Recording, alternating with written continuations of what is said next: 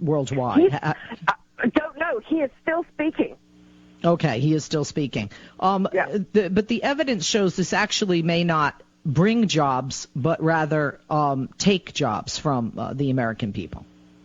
Right, and exactly. And in fact, the China and the European Union put out a statement today very strongly supporting the climate accord, China, of course, being the world's number one polluter, and saying that as a national security issue and a multiplying factor of social political fragility, it was very important, and saying the transition to clean energy creates jobs and economic growth. Also, we have, before we go to him, do you want to go to Comey now, or do you have anything else to say with regard to this? I know the president is still speaking. Yeah, I would just say he says the agreement hamstrings the United States and empowers other countries. And obviously, and we are alongside only Nicaragua and Syria with that opinion, correct? Right, and Nicaragua did not go along with it because they felt that the deal was not strong enough, not because they didn't agree with it. They wanted it to be tougher. Okay, and let's talk about Comey, James Comey, former FBI director. There's an update with regard to him, correct? He will testify before the Senate Intelligence Committee unless something happens next Thursday. That is scheduled to happen. Also, Russian President Putin said to some leading international news agencies that there may be some evidence pointing at Russian hackers participating in attacks, but it wouldn't be state-sponsored. He said, I can imagine some do it deliberately. He said, but it could have been some patriotic people that could have done it just like, out of patriotism, but not state-sponsored. Okay, thank you, Victoria. Victoria Jones with Talk Media News. I'm Leslie Marshall. Always more to come on the only true democracy in talk radio.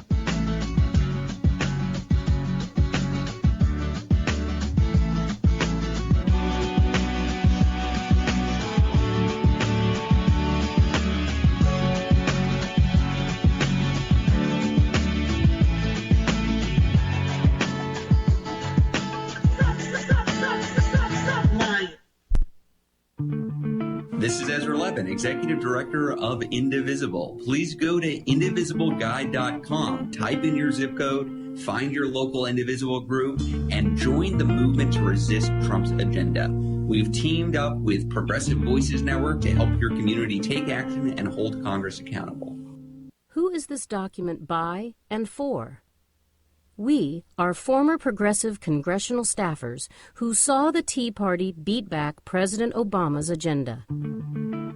We see the enthusiasm to fight the Trump agenda and want to share insider info on how best to influence Congress to do that.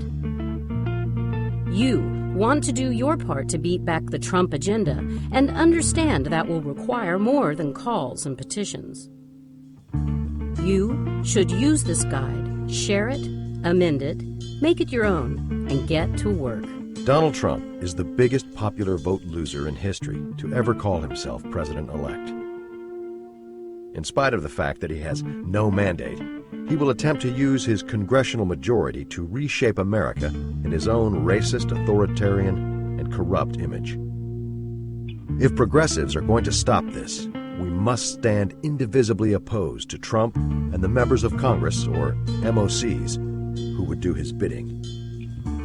Together, we have the power to resist, and we have the power to win. Take action and hold Congress accountable. This is Ezra Levin on the Progressive Voices Network, asking you to join the millions who decided to become part of the movement to resist Trump's agenda. Check out indivisibleguide.com to start. I read the news today. Oh boy. It's time for Nicole Sandler's What's News from NicoleSandler.com and the Progressive Voices Network. Everywhere you go, always take the weather with you. Axios.com reported Wednesday morning that President Trump had made his decision to withdraw from the Paris Climate Accord. An hour after the news spread, Trump tweeted, "I will be announcing my decision on the Paris Accord over the next few days. Make America great again." The only other two countries that aren't supporting the deal are Nicaragua and Syria. Stay tuned. White House spokesman Sean Spicer returned to the podium on Tuesday after a 2-week absence and barely answered a question, beginning with those relating to Jared Kushner. I'm wondering, Sean, if you can tell us when whether the president knew at the time that Jared Kushner was seeking to establish back-channel communications at the Russian embassy to the Russian government. And if he didn't know at the time, when did he find out? I think that assumes a lot, and I would just say that Mr. Kushner's attorney has said that Mr. Kushner has volunteered to share with Congress what he knows about these meetings, and he will do the same if he's contacted or connected with any other inquiry. Did the president discuss it, though? I'm not going to get into what the president did or did not discuss, but what your question assumes is a lot of facts that are not substantiated by anything but anonymous sources that are so far being leaked out. Does he approve of that action? You're asking if he approves of an action that is not a confirmed action. That being said, I think Secretary Kelly and General McMaster have both discussed that in general terms, back channels are an appropriate part of diplomacy. Jake Tapper weighed in on anonymous sources, beginning with a Donald Trump tweet about the media's use of them. Whenever you see the words sources say in the fake news media and they don't mention names, it is very possible that those sources don't exist, but are made up by fake news writers. Fake news is the enemy. The goal here, as it has been for months now, is to discredit any legitimate news reports based on first-hand accounts from within President Trump's own White House and his own administration. As I know firsthand, since I've spoken with people in his administration who have talked to me, only agreeing to do so if they were not named.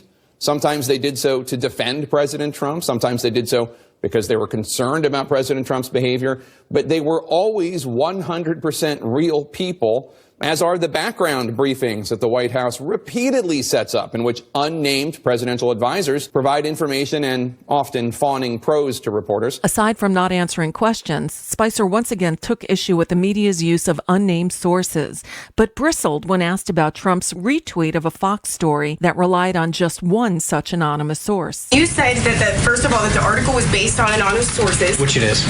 But the Fox article that the president retweeted was also based on anonymous sources. Why are those sources, or the source rather, that they used more credible than the ones in the Washington Post article? Again, I don't think there's two issues at hand. One is the statement that Jared's attorney has provided. Second is whether or not the dossier that is largely the basis of this was largely discredited in the first place. Most of the publications here refused to even publish it in the first place. So again, I'm not going to get into confirming stuff. There's an ongoing investigation. The few questions Spicer chose to answer showed a disconnect from reality. I think the relationship that the president has had with Merkel, he would describe as fairly unbelievable. You're unbelievable. They get along very well. He has a lot of respect for her. They continue to grow the bond that they had during their talks in the G7. And he views not just Germany, but the rest of Europe as an important American ally. You're unbelievable. The State Department is still woefully understaffed, but there was a press briefing on Tuesday about the trip the President and Secretary of State Rex Tillerson just wrapped up. Acting Assistant Secretary of State for Near Eastern Affairs Stuart Jones was at the podium and had a tough time answering questions. Well, you were over there. The Secretary criticized the conduct of the Iranian elections and Iran's record on democracy. He did so standing next to Saudi officials. How do you characterize Saudi Arabia's commitment to democracy? And does the administration believe that democracy is a buffer or barrier or against extremism? After a seemingly interminable 20 seconds, the acting assistant secretary said, I think what we'd say is that at this meeting, we were able to make significant progress with Saudi and GCC partners in both making a strong statement against extremism and also putting in place certain measures through this GCC mechanism where we can combat extremism. Clearly, one source of extremism, one terrorism threat is coming from Iran. And that's coming from a part of the Iranian apparatus that is not at all responsive to its electorate.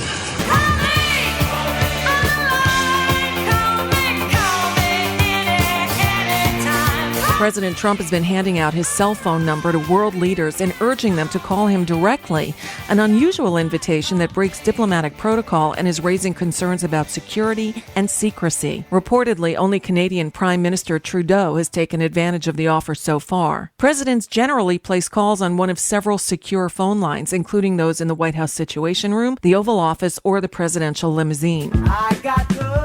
And that's today's look at What's News. If you appreciate these reports, I hope you'll consider a contribution.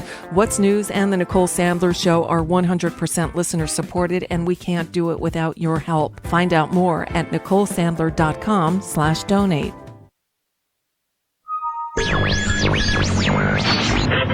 Mary had a little man. The fault. We believe that all men are created equal. To the magnificent mosaic that is America. From radio beacon to radio beacon. I have a dream. Change has come to America. Believe it. Knock, knock. Who's there? It's a figment of your imagination. Randi Rhodes Show. Turn up your mind. Of this environmental agreement to try to reduce the carbon footprint and also to help countries that are dealing with the effects of climate change. Oh, man. You know what just happened? I had it all queued up there on the CNN Go. And they, at the top of the hour, they take out whatever you buffered. Yeah, he's a buffer. And well, anyway, what just happened there? Trump just gave a 40-minute random sort of a scatological, and by that I mean just throwing poop at the microphone thing about he's pulling out of the Paris. We will not have Paris, everybody. We will not have Paris. I thought we would always have Paris. We're not going to have Paris. Oh, it's just unbelievable. He just went through 40 minutes of lying about how it disadvantages us and advantages all these 200. We now join the ranks of Syria and Nicaragua as the two countries that said no to joining the Paris Accord. I cannot believe that we are withdrawing from a climate deal that we spent years negotiating with 200 countries. 200 countries. You got 500. I mean, this is how we know he lied. I'm so pissed off that I can't play you this speech. I hope you saw it. I hope you saw some of it. It was just the most mind-blowing 40 minutes of lying, straight up, straight out lying about how it advantages other countries and how nobody here wants it, and it hamstrings our oil and it hamstrings our coal. Let me just show you something real quick, okay? Here are the oil and coal companies, Fortune 500 companies, and the Republicans who want to stay in the Paris Agreement. Oh, well, that's done. He says he's going to negotiate a new deal. Who's he negotiating with, the whole 200? Anyway, ExxonMobil, our Secretary of State, is ExxonMobil. I mean, it's just sick. It's just so twisted that we have the chairman of the chief executive officer of ExxonMobil is our freaking Secretary of State. I mean, go figure. But ExxonMobil, that is our biggest oil company. They are in favor of the Paris agreements. Their new CEO, who replaced Rex Tillerson, Darren Woods, sent Donald Trump a personal letter urging him to keep the U.S. in the agreement. Rex Tillerson has also argued to stay in there. The other major oil companies that want to stay are BP, Chevron, ConocoPhillips, Shell. They all believe that a concerted push for climate action gives them the opportunity to sell more natural gas. And that's what they want to do going forward. And of course, it's less CO2 in the atmosphere than when coal is burned. And by the way, speaking of coal, I got to tell you that the Gary Cohn, who's the National Economic Council chair under Donald Trump, said to reporters yesterday, coal doesn't make that much sense anymore. Pushing renewables could make America a manufacturing powerhouse.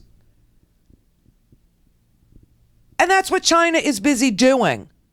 And that's what India is busy doing. And that's what Europe is busy doing. They're investing in renewables. Even freaking Costa Rica. Little Costa Rica, half of all their energy is renewable. Half of it. Every One of the major coal companies, believe it or not, Cloud Peak Energy, is asking Trump to stay in the accord. This is their statement. Quote, by remaining in the Paris Agreement, albeit with a much different pledge on emissions, you could help shape a more rational international approach to climate policy. Cloud Peak's CEO Colin Marshall wrote Trump in a letter. Marshall argued that remaining in the Paris Agreement could encourage support for technologies that reduce and capture CO2 from coal plants. Two other coal companies, Peabody Energy and Arch Coal, they haven't called for staying in Paris, but they told administration officials they have no objection to staying in the agreement. 25 large U.S. companies, including Apple, Facebook, Google, recently ran full-page ads in major newspapers asking Trump to remain in the climate accord, saying continued U.S. participation in the agreement benefits U.S. businesses and the U.S. economy in many ways. It creates jobs, it creates markets, it creates growth, and reduces business risks. 1,000 companies, big and small, signed a letter calling for the U.S. to realize the Paris Agreement's commitment of a global economy that limits global temperature rise to well below 2 degrees Celsius. 69 Fortune 500 companies have voiced support for the Paris Accord. Altogether, businesses backing the Paris Climate Agreement represent $3.7 trillion in annual revenue and employ nearly 8.6 million workers. Berkshire Hathaway, Campbell Soup, Citigroup, Dow Chemical, DuPont, eBay, Facebook, Gap, General Mills, General Motors, General Electric, Goldman Sachs, Apple, Google, The Hartford, HP, Hilton, Intel, Johnson & Johnson, Kellogg, Microsoft, Monsanto, Morgan Stanley, Nike, NRG Energy, PG&E, Salesforce, Staples, Starbucks, Symantec, Walmart, Wells Fargo, and major institutional investors that control $17 trillion in assets. 280 institutional investors with a combined $17 trillion in assets, including Allianz Global, CalPERS, HSB Global Asset Management. They signed a letter emphasizing their strong support for the Paris Agreement, saying the implementation of effective climate policy mechanisms and the regular monitoring of outcomes is vital for investors to make well-informed investment decisions that can also better support governments in delivering their national commitments and priorities, they wrote. Representative Kevin Cramer of North Dakota advised Trump on energy issues. He is outspoken. He is saying U.S. should remain. He and 8 other Republican representatives sent a letter to Trump in April, stay in the agreement. The U.S. should use its seat at the Paris table to defend and promote our commercial interests. Our engagement can prevent the development of harmful policies that undermine economic growth. And then you have his own guy at the Economic Council saying, the National Economic Council chairman, Gary Cohn, not to be confused with Mark Cohn or any of the other Cohns that are getting subpoenaed. This is a different Cohen. This is Gary Cohn. He said our future is in renewables, that it creates new markets, that we could be a manufacturing powerhouse. We should this is insanity. You know why he's doing this? Because he's got 36% approval, and those people are rabidly stupid. Stupid. That's why he says he has the best words. He knows a lot of words. He's got the best words, but his favorite word is stupid. This is a mistake, and this is huge. Huge. And you know that the most disturbing thing about the Trump administration is they will never admit to making any sort of mistake, even if it's just a drowsy typo. They just continue making huge mistakes, more mistakes than any presidency in our history. This is freaking frightening. Why have you never seen Kim Jong-un and Donald Trump in the same room ever? We have a semi-conscious Donald Trump sending out, covfefe tweets in the middle, and now attacking Hillary Clinton. And she said people who live in covfefe houses should not throw covfefe. I mean, this is really what's going on here. I mean, I can't understand, just because he has tiny little fingers and can't hit the keyboard correctly, we all have to not be able to breathe now? I don't understand it. It makes no sense whatsoever. You have, you have no one at the. Listen, this is the crazy thing. 4 months into office, President Donald Trump has failed to appoint even a single person to a senior level science council office. Not one person. This is the first time in recent history that the White House is without a team of top technical advisors. The last time we didn't have a top technical advisor or science people was, guess who? Yeah, Richard Nixon. The President's Council of Advisors on Science and Technology, that panel that usually consists of the world's best academics, the world's best technologists, the world's best scientists, take time out of their busy jobs, like an Elon Musk, who's very busy making the most beautiful car you ever saw in your life, the Tesla, and sending things and landing them, called space. I mean, Donald Trump is Kim Jong-un. He can't get it up. He can't get it off. Meanwhile, Elon is like shooting 100%, baby, and landing it with pointy toes. Do you know what I mean? But yet Elon Musk has said that if he pulled out of the Paris Agreement, he was going to quit. So we don't have any interest in appointing any science advisors.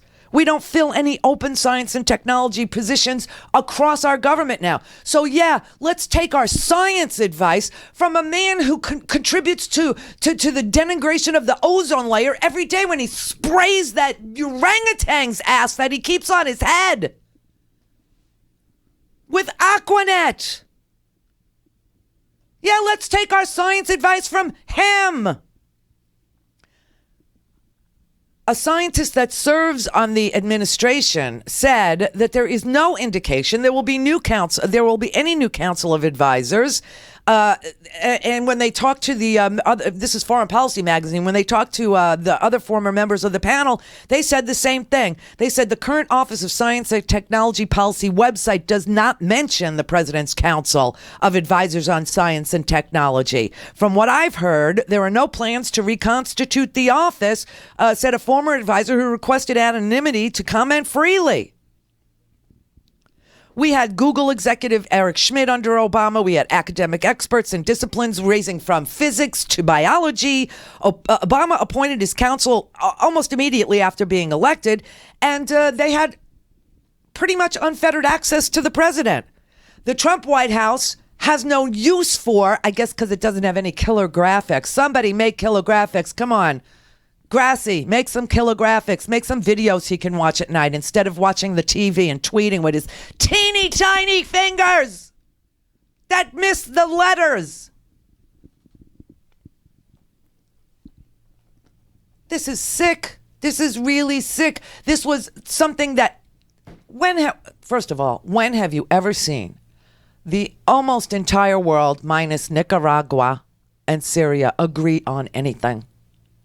They all agreed to be part of this because China, you can't even breathe. The air there is like, it's got mass, it's got weight, it's got heft. Everybody's got a mass. They're dying over there. Heart disease, emphysema, lung disease. They want to clean up. They're leading the way. We're going to get so left behind by this dunce, by this douche. Everybody's moving into renewables. An investment in renewables would have been the greatest thing for job creation. Marketplaces would have been fabulous, would have been phenomenal. This is why I keep telling you, I want to get into the 21st century. And they want to stay at best in the 20th, and most of them really miss the 19th. My God, we have a march for science. We have little kids, saying, I believe in science. I mean, it's unbelievable. Our national security has just been put in danger. The very next wars are going to be fought over water and access to freaking Jim Inhofe from Oklahoma. Have a look at your state. Worst droughts ever. Losing entire crops of cattle. Due to no water, no cool, clear water. Got freaking earthquakes in Oklahoma. Oh my God.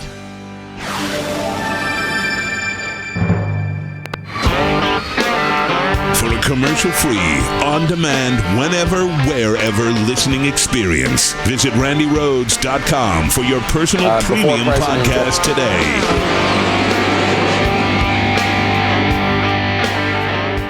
Hey, gold's on sale. Oh, yes, it is. Gold is priced well below its historic highs. You know the old investor saying, buy low, sell high? Well, stocks, they're selling at an all-time high. So now is a really, really great time to add a little gold to your portfolio. And all you got to do, call my friends at ITM Trading today at 1-888-OWN-GOLD and ask them for a free gold kit. Just learn about the different golden opportunities that are available through ITM Trading. They've helped tens of thousands of people navigate the precious metals market, and they have the best reputation in the industry. It is where I buy my gold, and I do buy gold.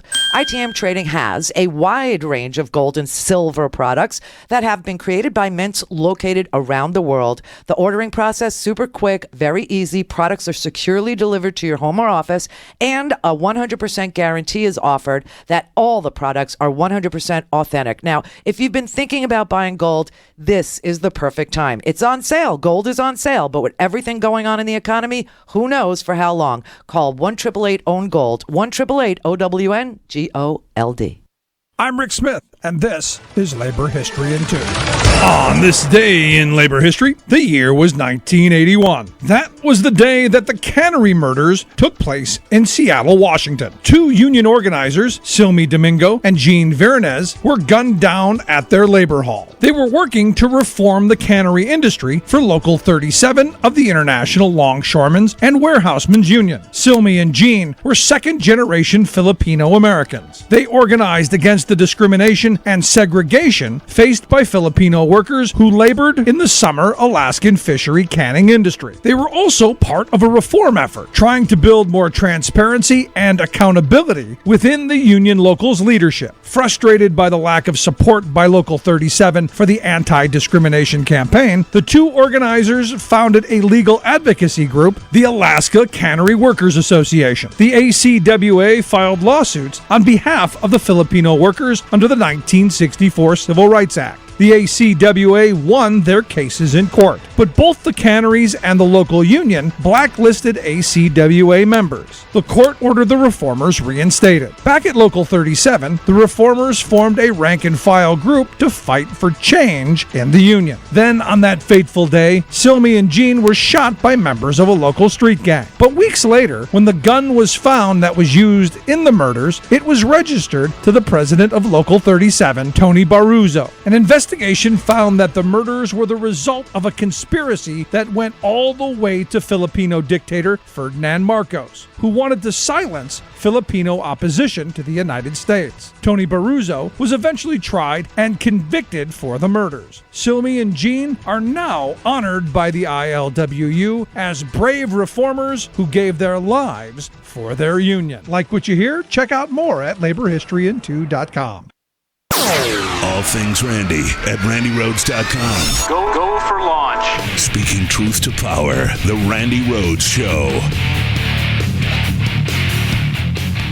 It seemed to come right out of the Steve Bannon playbook, and it's a little early, obviously, for a Rose Garden campaign for 2020 to begin. But when you hear the president use words like, I represent the citizens of Pittsburgh, not Paris, you have an announcement that is steeped in campaign rhetoric. Obviously, the president is representing the citizens of Pittsburgh, but his critics would argue he's also supposed to be the leader of the free world. And that's why you're seeing statements from President Barack Obama and others condemning this decision, because they are saying that he is really abdicating that role as leader of the free world. But Jake, you heard time and again throughout these remarks from the president that he's really trying to frame this as an economic decision. Here's a bit of what he had to say. Okay, watch. Not only does this deal subject our citizens to harsh economic restrictions, no, it fails to live up to our environmental ideals. As someone who cares deeply about the environment, which I do, I cannot in good conscience support a deal that punishes the United States, which is what it does. The world's leader in environmental protection, while imposing no meaningful obligations on the world's leading polluters. We are the world's leading polluter. But that China too, but China has already said that they're decommissioning I don't know if you know this, but you got to read a newspaper, that China is decommissioning their coal-fired power plants. They are taking them and shutting them down, and they already have started doing, renewables, and they've started, fenestration projects. Do you know what that is? I bet you don't.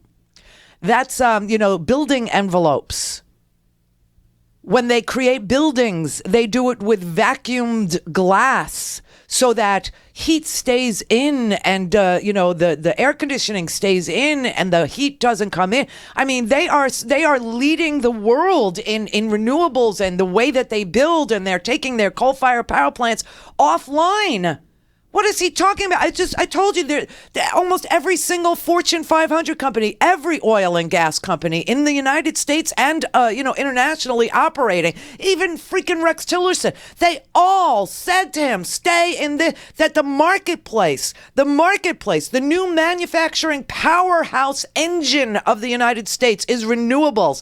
Cohn told reporters, the National Economic Council Chair Gary Cohn told reporters, coal doesn't make much sense anymore. Renewables will make America a manufacturing powerhouse. You don't need to pollute air to be a manufacturing powerhouse. We're not going to be rampant polluters. Coal doesn't even make that much sense as a feedstock, Cole said, whereas natural gas, of which we've become an abundant producer, is such a cleaner fuel. But Idiot Boy won West Virginia and Pennsylvania and Kentucky by promising coal miners he was going to bring back their coal jobs. They are not coming back. This is another thing the director said of the National Economic Council, Trump's appointee. He said, if you think about how solar and how much wind power we've created in the United States, we can be a manufacturing powerhouse and still be environmentally friendly. But what does this man do? He does budget cuts that would devastate an emerging economic sector. We had pledged, and so did the world, to cut greenhouse gas emissions by 2026. 26 to 28%. The European Union, at least 40%, they're going to cut domestic greenhouse gas emissions.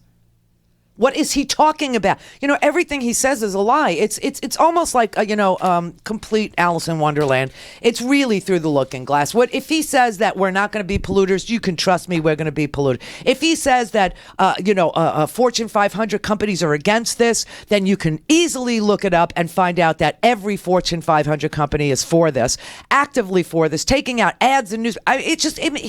He makes no sense to anybody. He is giving up the role of the United States as the leader of the free freaking world. Patrice in Oakland. Hey, Brandy, I'm so glad to call you. I haven't talked to you since you had your last show, so I'm glad that you're back on. Thank you. We truly have an idiot in the White House, and what's even worse are his supporters. I can't understand how they can just sit back and look and see the travesty that's happening and still be 100% behind this idiot. I mean, he's doing everything. He's a vengeful guy. Mm-hmm. I think the only reason that he ran for president was because he got clowned at the press ball or something that they have at the White House every year. Oh, the correspondence dinner when Obama made fun of him. Yeah, he's never gotten over it. Exactly. And he's never gotten over it. So he's one of those people that he's always seeking revenge. And this is his way of trying to get back at Obama. Everything that he's doing is to stick it to Obama. There's not so much about the American people, but it's about sticking it to Obama. And also, too, I think this as well. I think that also the reason he is the reason he ran for president, and I did think I'm assuming he didn't think he'd win, but now that he did win or won by less than 3 million votes, which most of those votes went to Hillary in the popular vote, But he's using the presidency to, I guess, to exact revenge. To build, well, not just that, but to rebuild his empire. He's making money off of being president with all of these deals that he's making with China and Saudi Arabia and all this other stuff, and Ivanka Trump getting $100 million for quote unquote women issues and all of this stuff. I just can't understand how these people who support him can be this ignorant.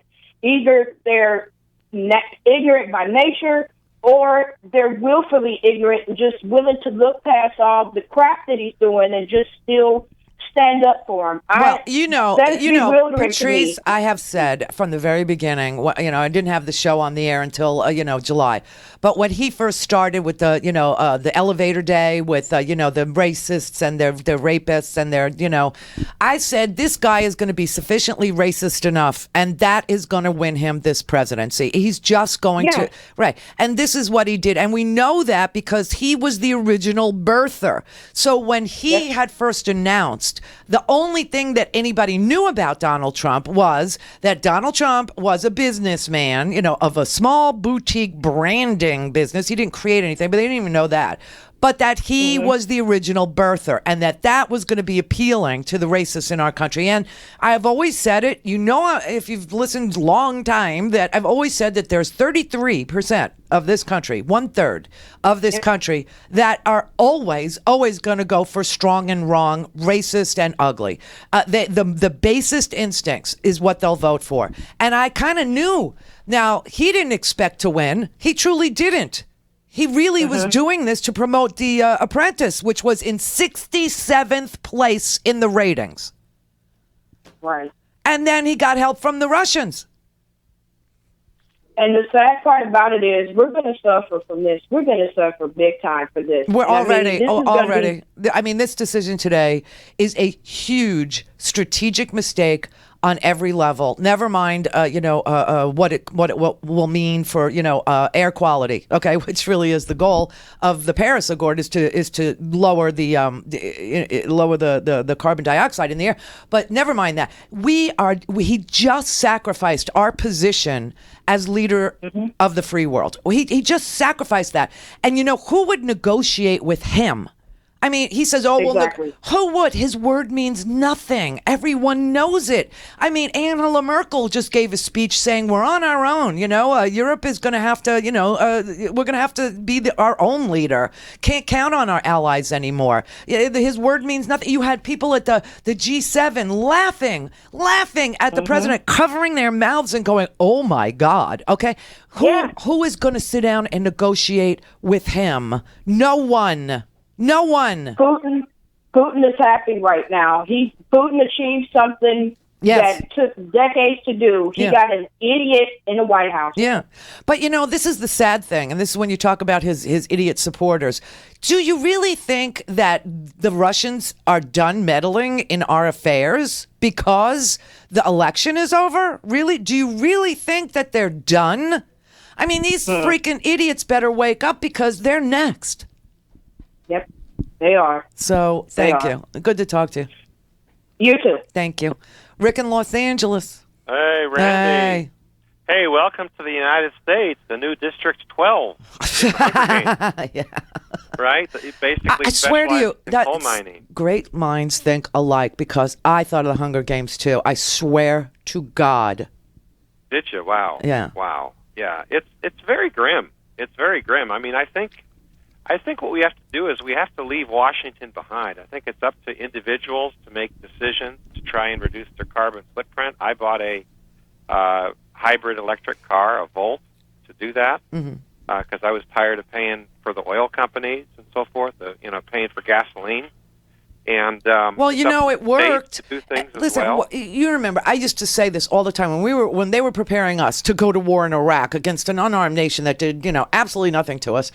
You know, I kept saying this is all about oil, and then idiot boy Bush, who we thought was the dumbest of the dumb, and boy, did we were oh, man, he's an Einstein by comparison. Oh, we were so wrong. But anyway, when he was doing that, I kept saying, don't you get this is about oil? And then he names it Operation Iraqi Liberation, which spelled oil, right? And so I said, don't you get it? What we need to do is make what they have worthless. And people took that seriously, and they went out and they did buy hybrids, and they did buy Priuses, and they did buy Volts, and they did buy Teslas if they could afford them. I mean, people did as much as they could. They started with solar. They started with, better windows. They started, I remember Barack Obama campaigning on fenestration, which is not a sexy issue, but I remember him talking about windows. And, okay, so we did all that, and then we did this Paris Agreement, negotiated with 200 companies. Everybody was on board. Europe were going to reduce their carbon emissions by 40%. They were already on the renewable path. They were already, switching over. I watched Costa Rica go from, 90%, not renewable to 50% renewable. You have all these countries doing it. Why? Because it created jobs. Because it created entire industries. People went to school and started studying engineering again, right? All for this. Yeah. So, well, besides that, and the oil companies got the freaking message. And when people started buying all this stuff, and then they started, saying, okay, we'll switch to natural gas. Right.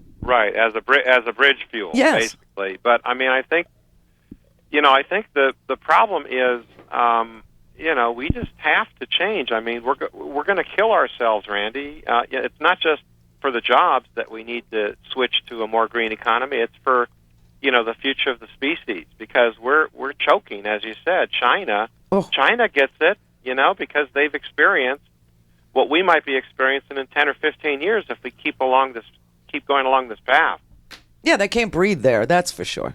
Yeah.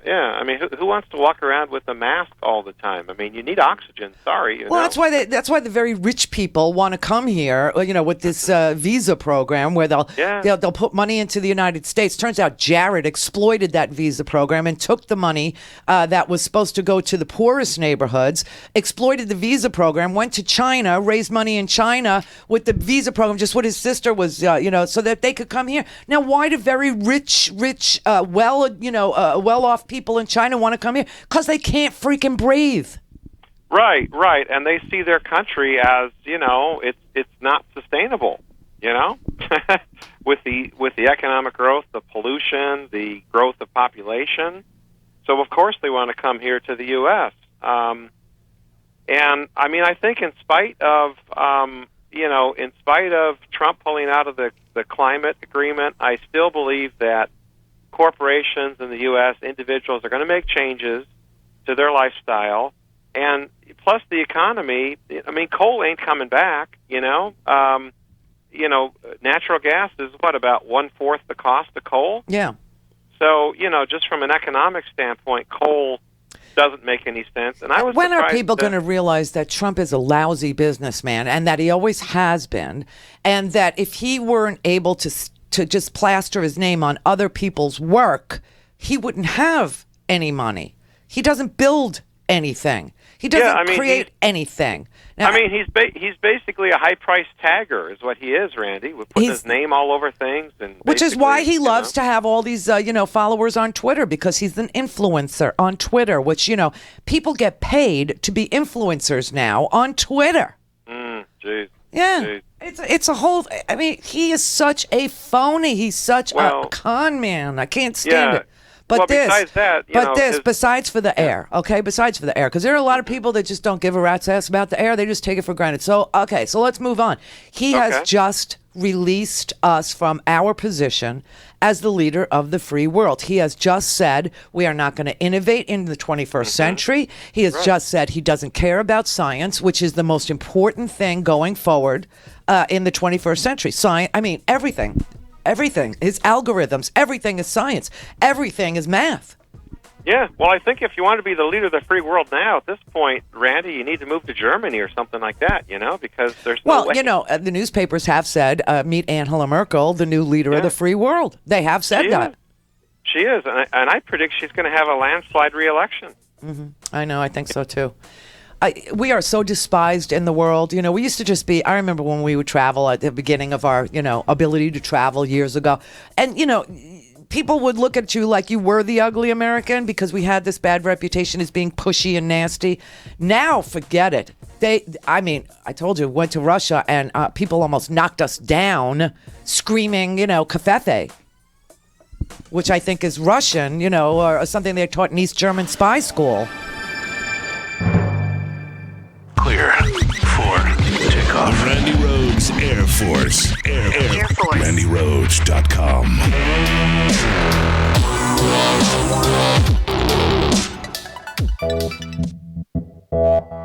You're listening to WIN, Workers Independent News, a diversified media enterprises production. I'm Doug Cunningham. The National Labor Relations Board Wednesday began a trial to reach a decision on whether Menards has violated federal labor law in the way it treats its workers. OPEIU labor attorney Seth Goldstein brought the case on behalf of truckers working for Menards, a Midwest home improvement chain owned by billionaire Republican John Menard. Goldstein says there are two main allegations of labor law violations involving haulers of Menards merchandise. The first one is whether the haulers are actually employees or independent contractors. We believe that they're employees and therefore have the right to organize a union. And the second issue is if they are employees, they all were forced to sign mandatory arbitration agreements that limited their rights, one to engage in class action lawsuits, and they are prohibited to file charges with the National Labor Relations Board. So that would be the unfair labor practice. And the judge is going to decide that issue with evidence and testimony. The American Federation of Teachers says a decisive majority of teachers have filed a petition with the NLRB to have a union election at Cesar Chavez Prep Middle School in Washington, D.C. It's the result of a 2-year organizing effort by the AFT.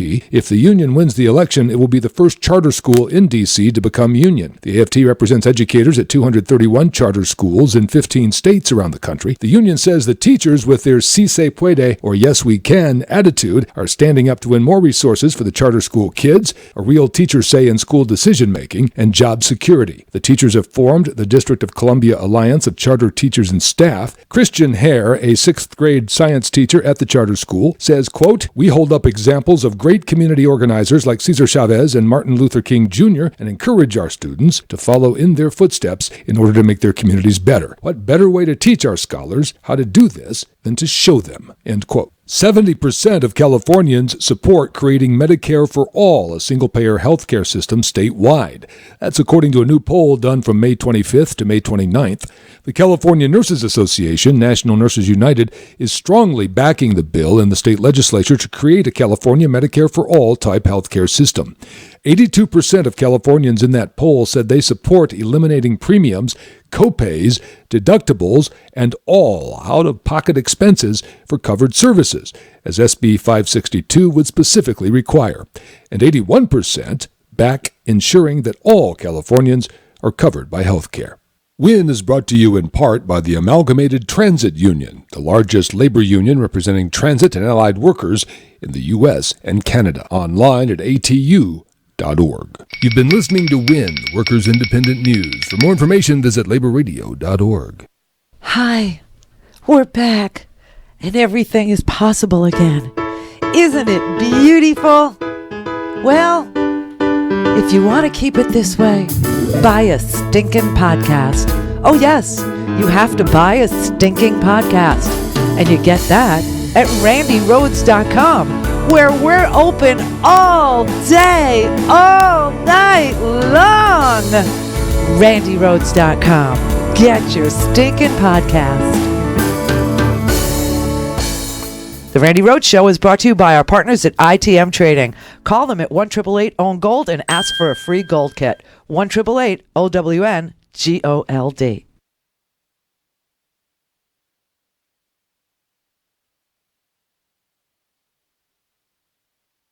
To speak to Randy, call now, you bastards. 561-270-3844. Hello.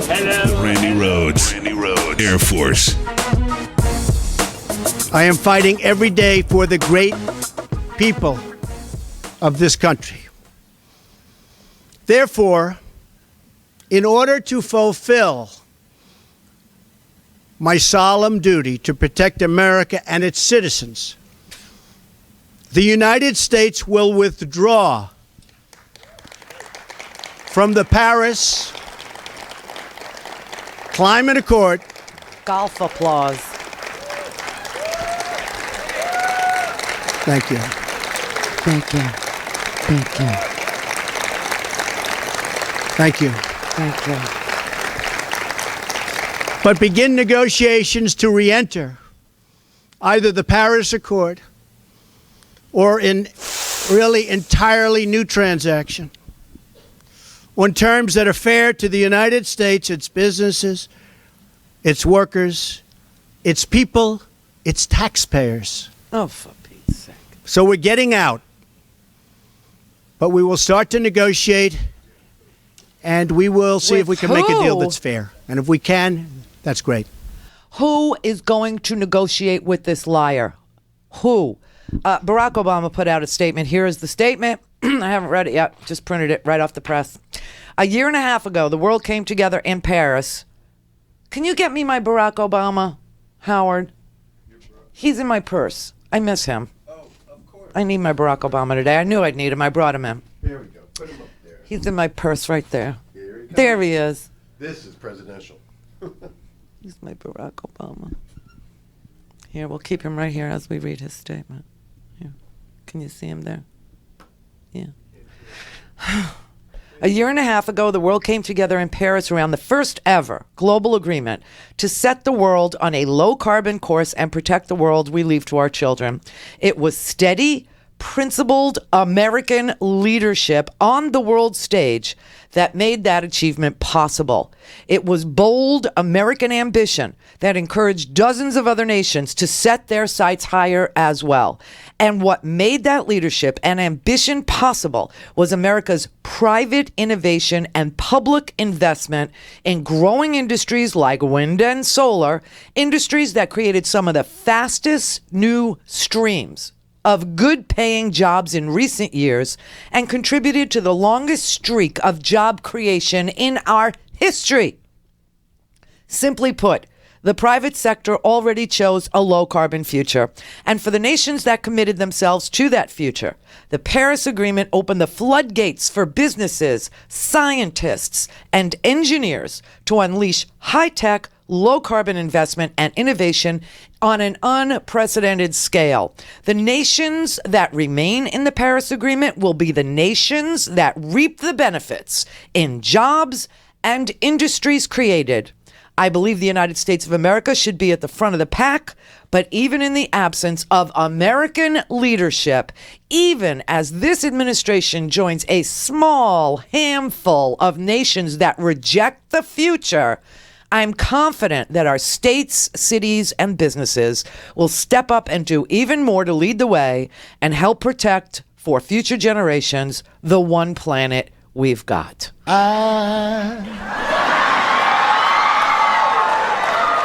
So in love with you.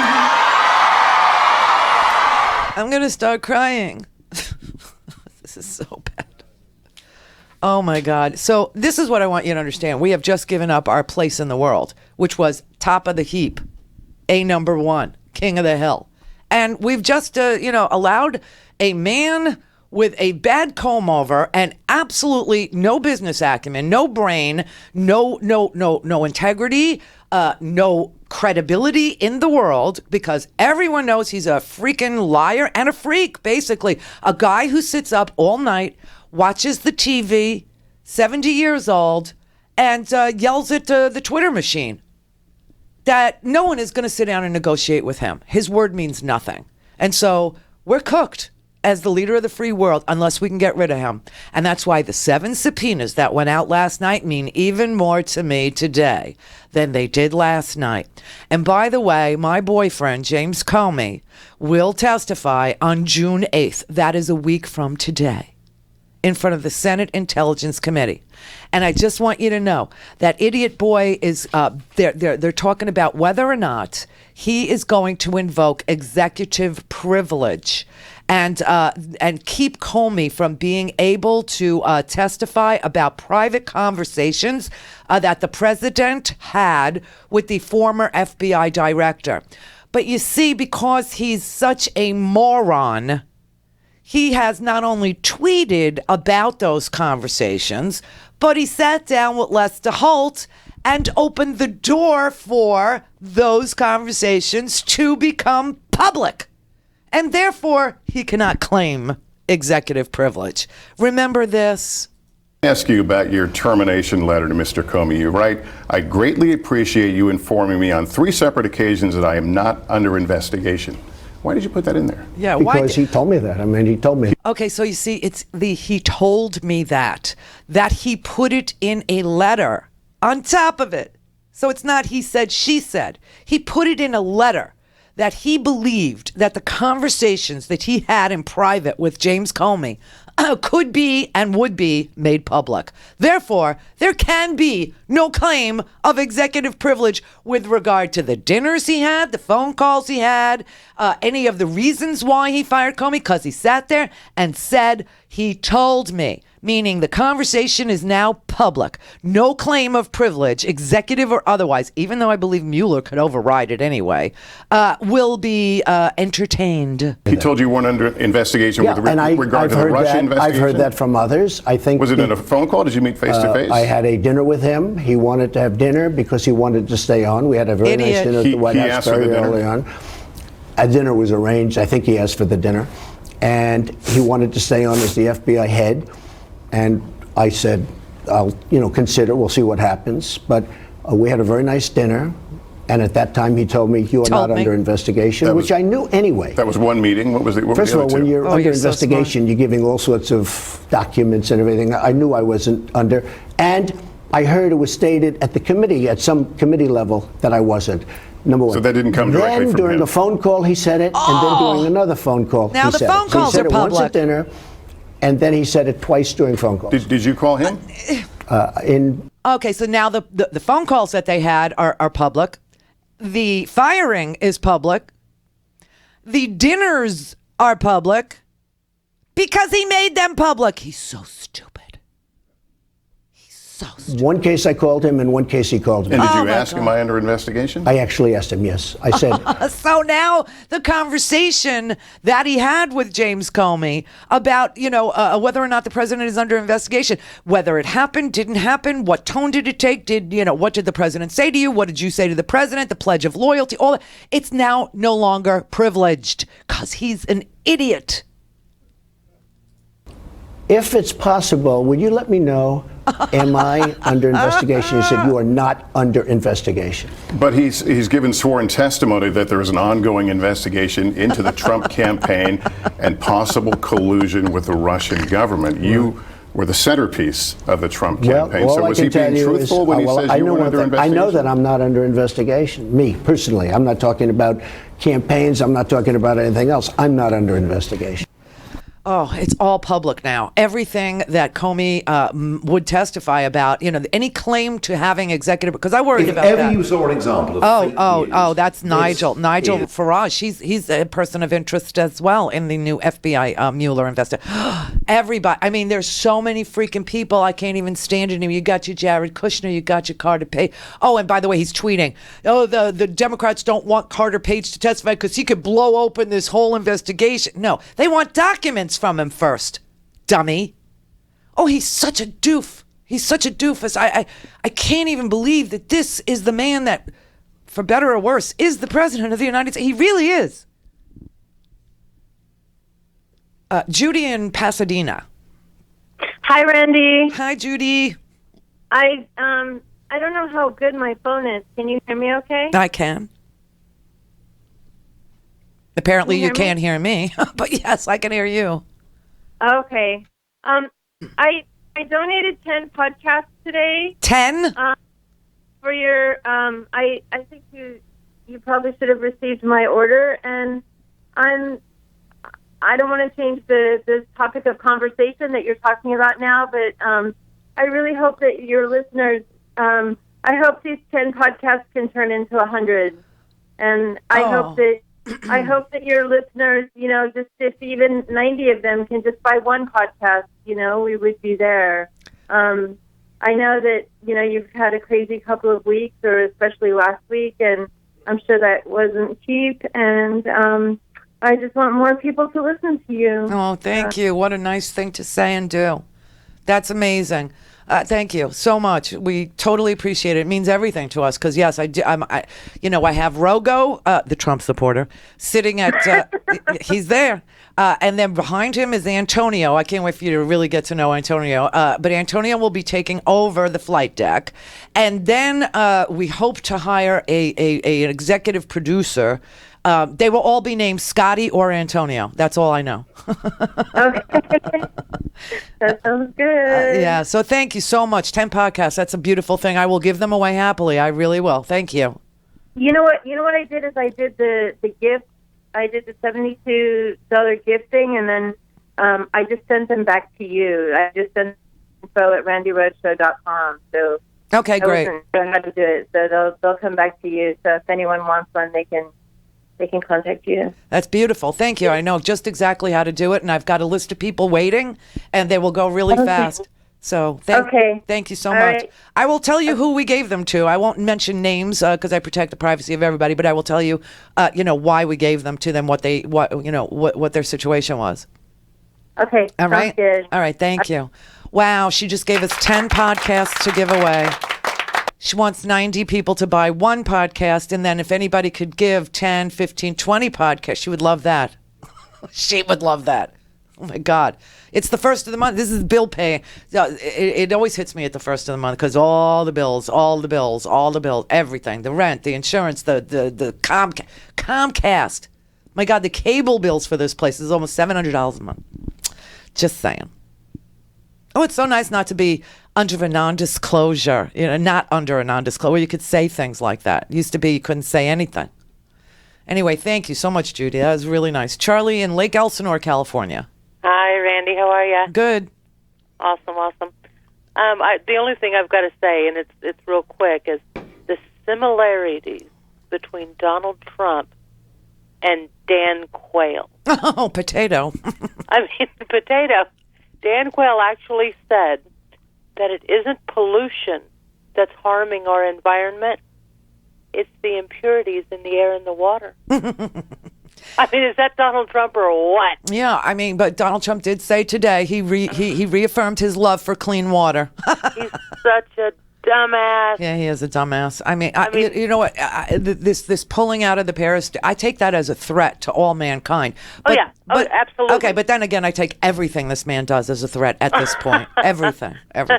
I mean, the problem with this whole Paris, first off, he hasn't read it. I'd be surprised if he could read it. But that being said, he should have been schooled on it before he could make a decision.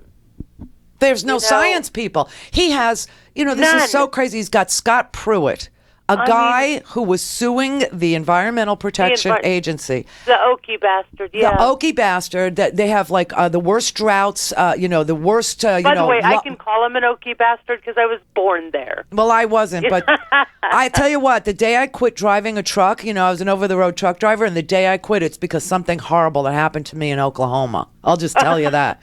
And so I turned the truck around and went right back to Wisconsin, dropped the truck off, and never drove again. And I was an over-the-road truck driver for almost a year because I was making good money. And I thought, okay, it's an honest way to make a living. But anyway, Pruitt was suing the EPA. And now he's the head of the EPA. So 10 times. He's the plaintiff and the complainant. I mean, how could you be? They're on both sides of freaking everything. I think I'm going to judge in my favor. Yes, I know. I think I'm right. I think I'm right. Yeah, it is a little sick. It's insane. And, the problems come on, the problems that are actually going on out there are real. You see it every day. I moved out of L.A. because the pollution is so beyond insane. You can't breathe, So luckily where I am in Elsinore, we've got clean air. We've got high enough mountains that keeps it over there, but you can literally, when I drive into L.A., you can see the brown layer. Try Houston. You can't even see the city from the highway. Oh, my dad lives right outside of Houston, yeah. It's unbelievable. I couldn't believe it when I first started driving there years ago. I think Houston is actually worse than L.A. now. Oh, it's unbelievable. Yeah. And like I said, poor Oklahoma. I feel bad for the Okies because you know what? They lose all their cattle to drought. They lose all their land to drought. And you got idiots running your state that don't believe in doing anything to stop this crazy. The hottest 3 years on record. On record were the last 3 years. Wake up and smell the Dust Bowl, Oklahoma. Sick. Clear for takeoff. Randi Rhodes Air Force. Air Force. RandiRhodes.com.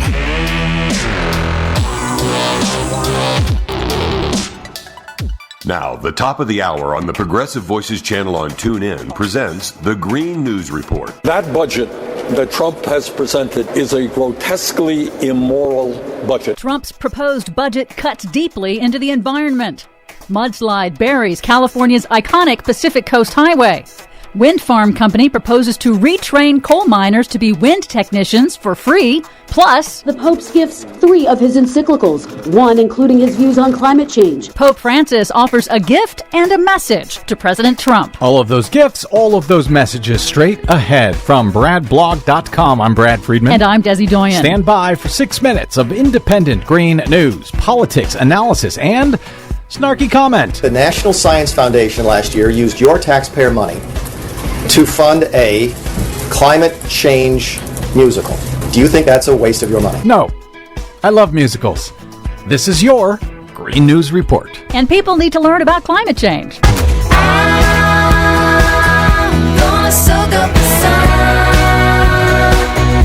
Okay, Desi Doyen, you have been digging into Donald Trump's proposed budget. We've been speaking about how terrible it would be for the environment, but you have found it is even worse than that. Yes, more details are emerging. It cuts everything non-military deeply to finance increased defense spending and a massive tax cut for the wealthiest Americans. In addition to the 30% cut to the budget of the Environmental Protection Agency, the Trump administration proposes pushing more environmental responsibilities onto the states, but then also cuts grants to the states by nearly half for everything from upgrading water infrastructure to toxic waste cleanup. The Great Lakes Protection Fund, which cleans up the drinking water supply for more than 20 million people, would be completely eliminated. That would leave the task solely to states like Ohio, which is already struggling with chronic toxic algae blooms in Lake Erie that have shut down water intakes for the city of Toledo's water supply. The National Park Service, which generates billions in tourism dollars in the states, would be cut by more than 80%.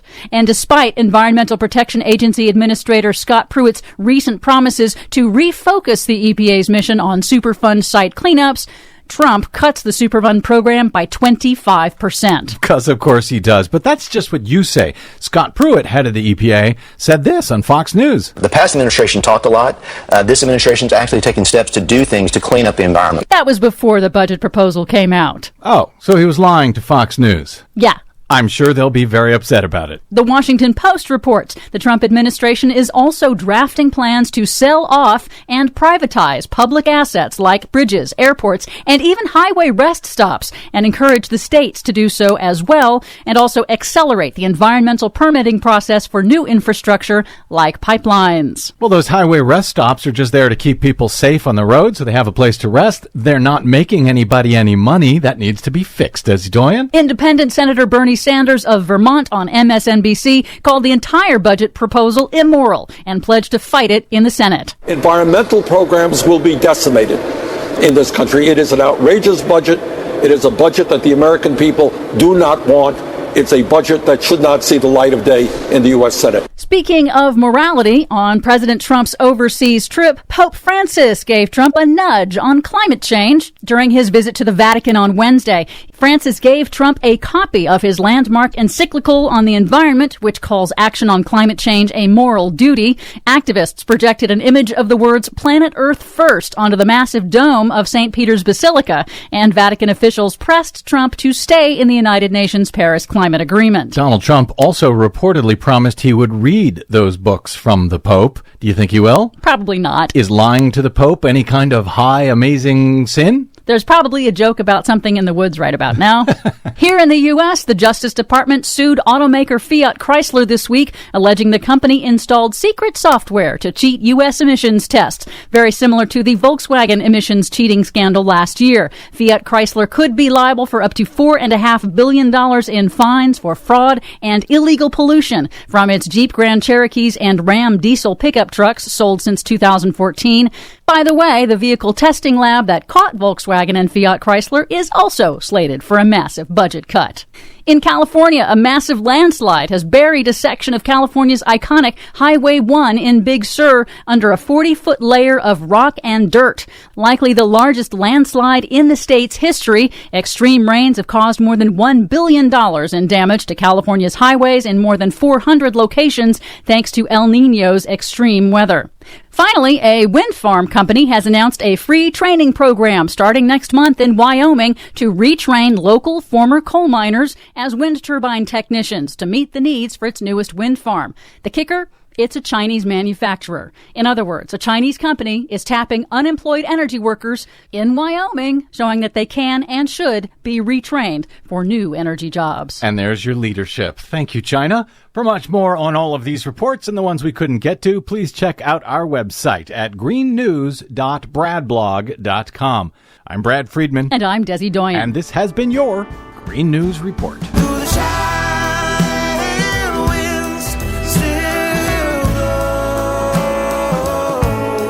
I'm dying to know how you've been.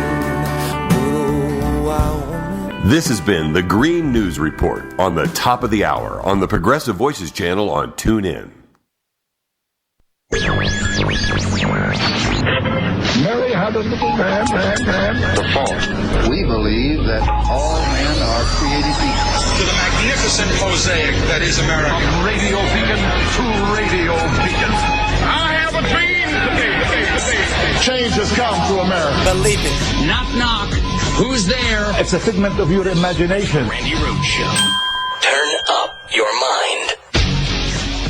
Right now involving Attorney General Jeff Sessions and meetings he may have had, undisclosed private meetings he may have had with Russian officials. CNN Justice correspondent Evan Perez is joining me now with all of this. Is just coming in, and it involves what members of Congress want to know, concerns they have. Evan, what can you tell us?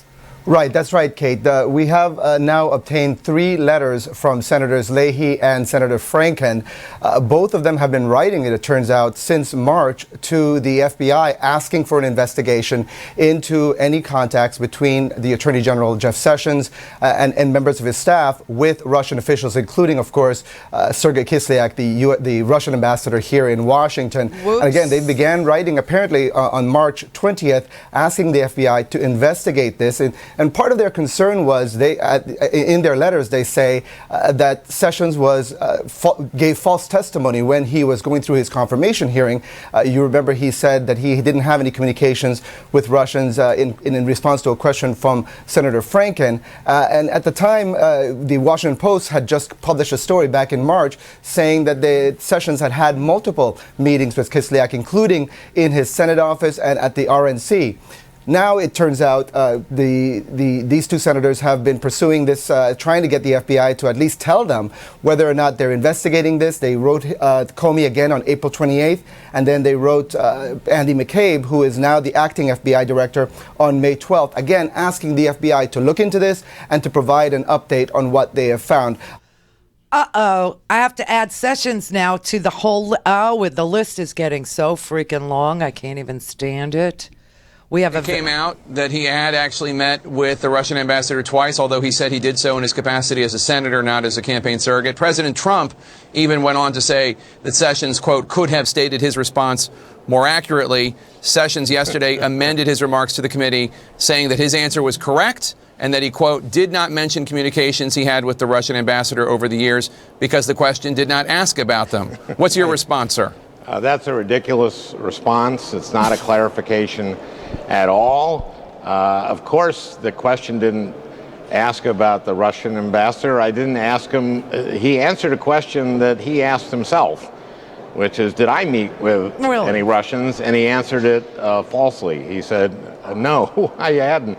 So this response, listen, I've been cutting him a lot of slack. I've been refusing to say that he lied. I've wanted to wait for this letter to come out.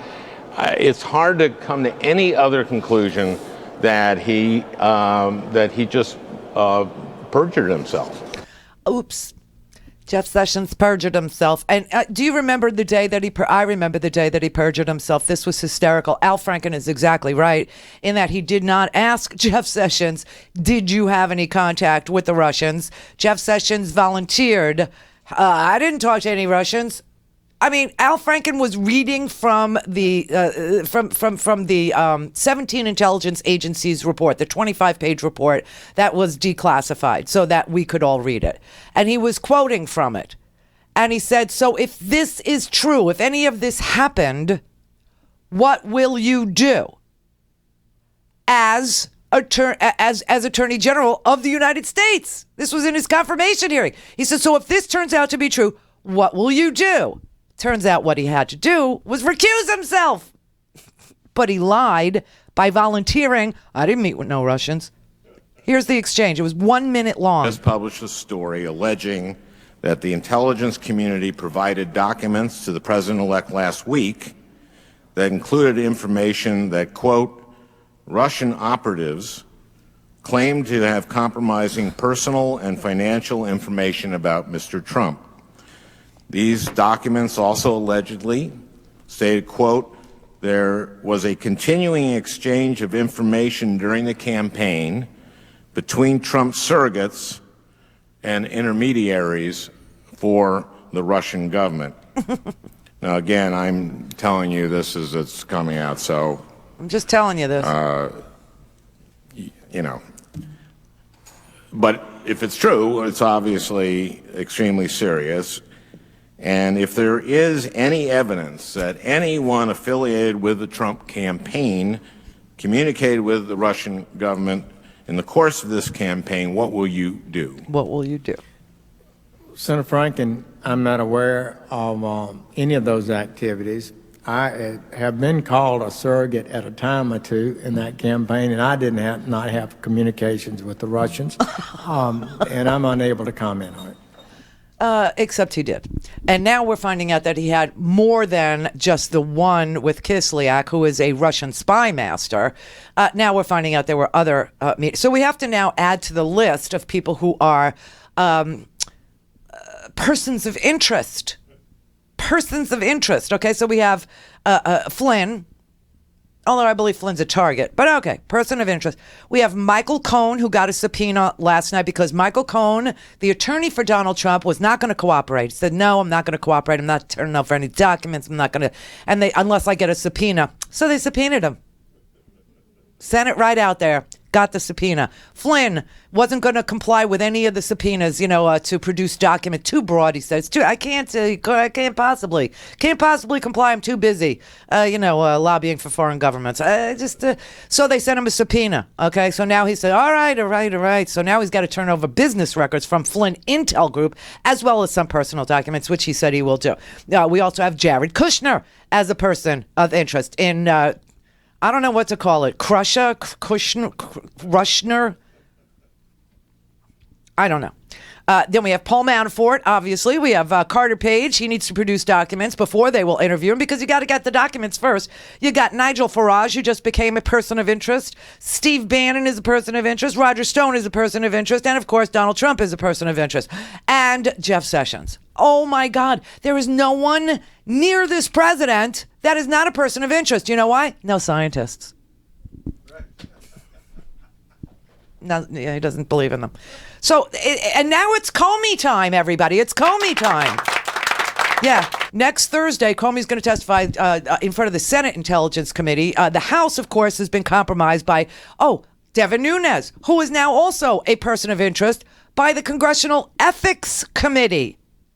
Yeah, Nunes is being investigated by the Ethics Committee.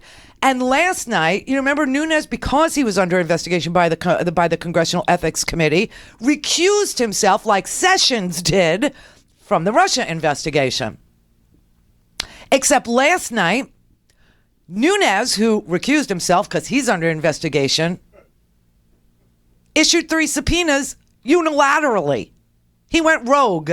And he issued 3 subpoenas, one to the FBI, one to the NSA, and one to Samantha Powers. What?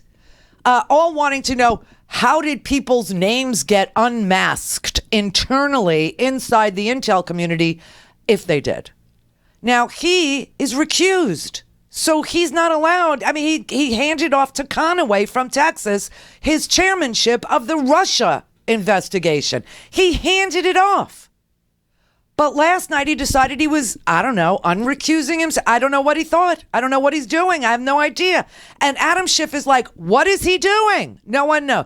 And Jeff Sessions also recused himself from all things Russia. But remember, Jeff Sessions unrecused himself apparently also because he wrote a letter of recommendation saying Trump should fire Comey. And now it's Comey time next week, next Thursday. And like I said, if Trump tries to invoke privilege to prevent Comey from discussing the conversations he had with him, because Donald Trump has never met a privilege that he didn't think belonged entirely to him, we will play that tape on an endless loop to remind him that that privilege was one he did have it, but he screwed it up. So Comey will testify in open hearings next week. So the confifi is going to hit the fafaza. The favolo, the favulu. Oh, yeah, baby. And Sean Spicer will claim there are people that understand the meaning of that word. As if it's like, some East German spy ring that we really have operating, and it was never the Russians. It takes your breath away. I mean, it's just so amazing. Everyone is on the TV right now. I tell you, everyone is on the TV right now saying we just gave up our position as leader of the free world. Everybody. Including Republicans. What the Russians want. It's exactly what the Russians want.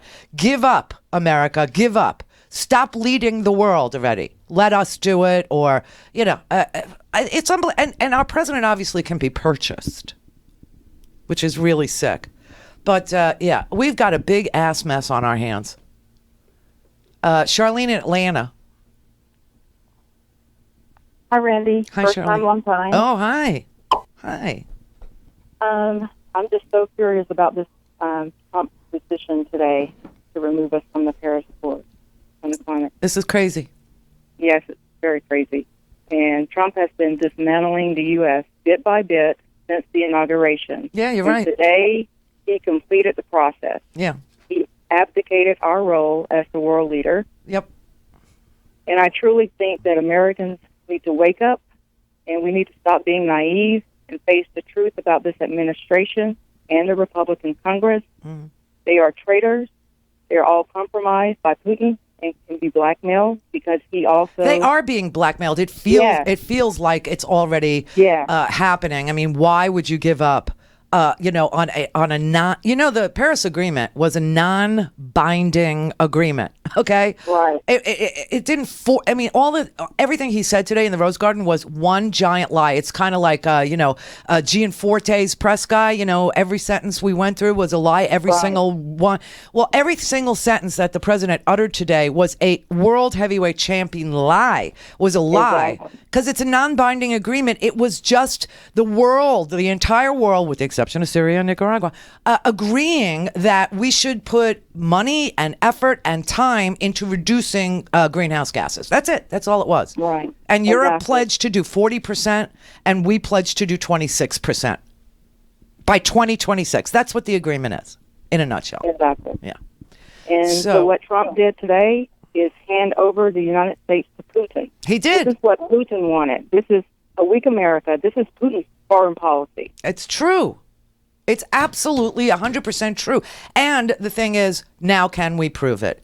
And so that's why last night 7 subpoenas went out, and I was very excited. But 3 of them came from Devin Nunes, who recused himself. How can you be recused and then unilaterally, without the committee, issue subpoenas? How could you do that? But the other ones, the four other ones, Michael Flynn, Michael Cohen, names, documents, all kinds of stuff was issued last night.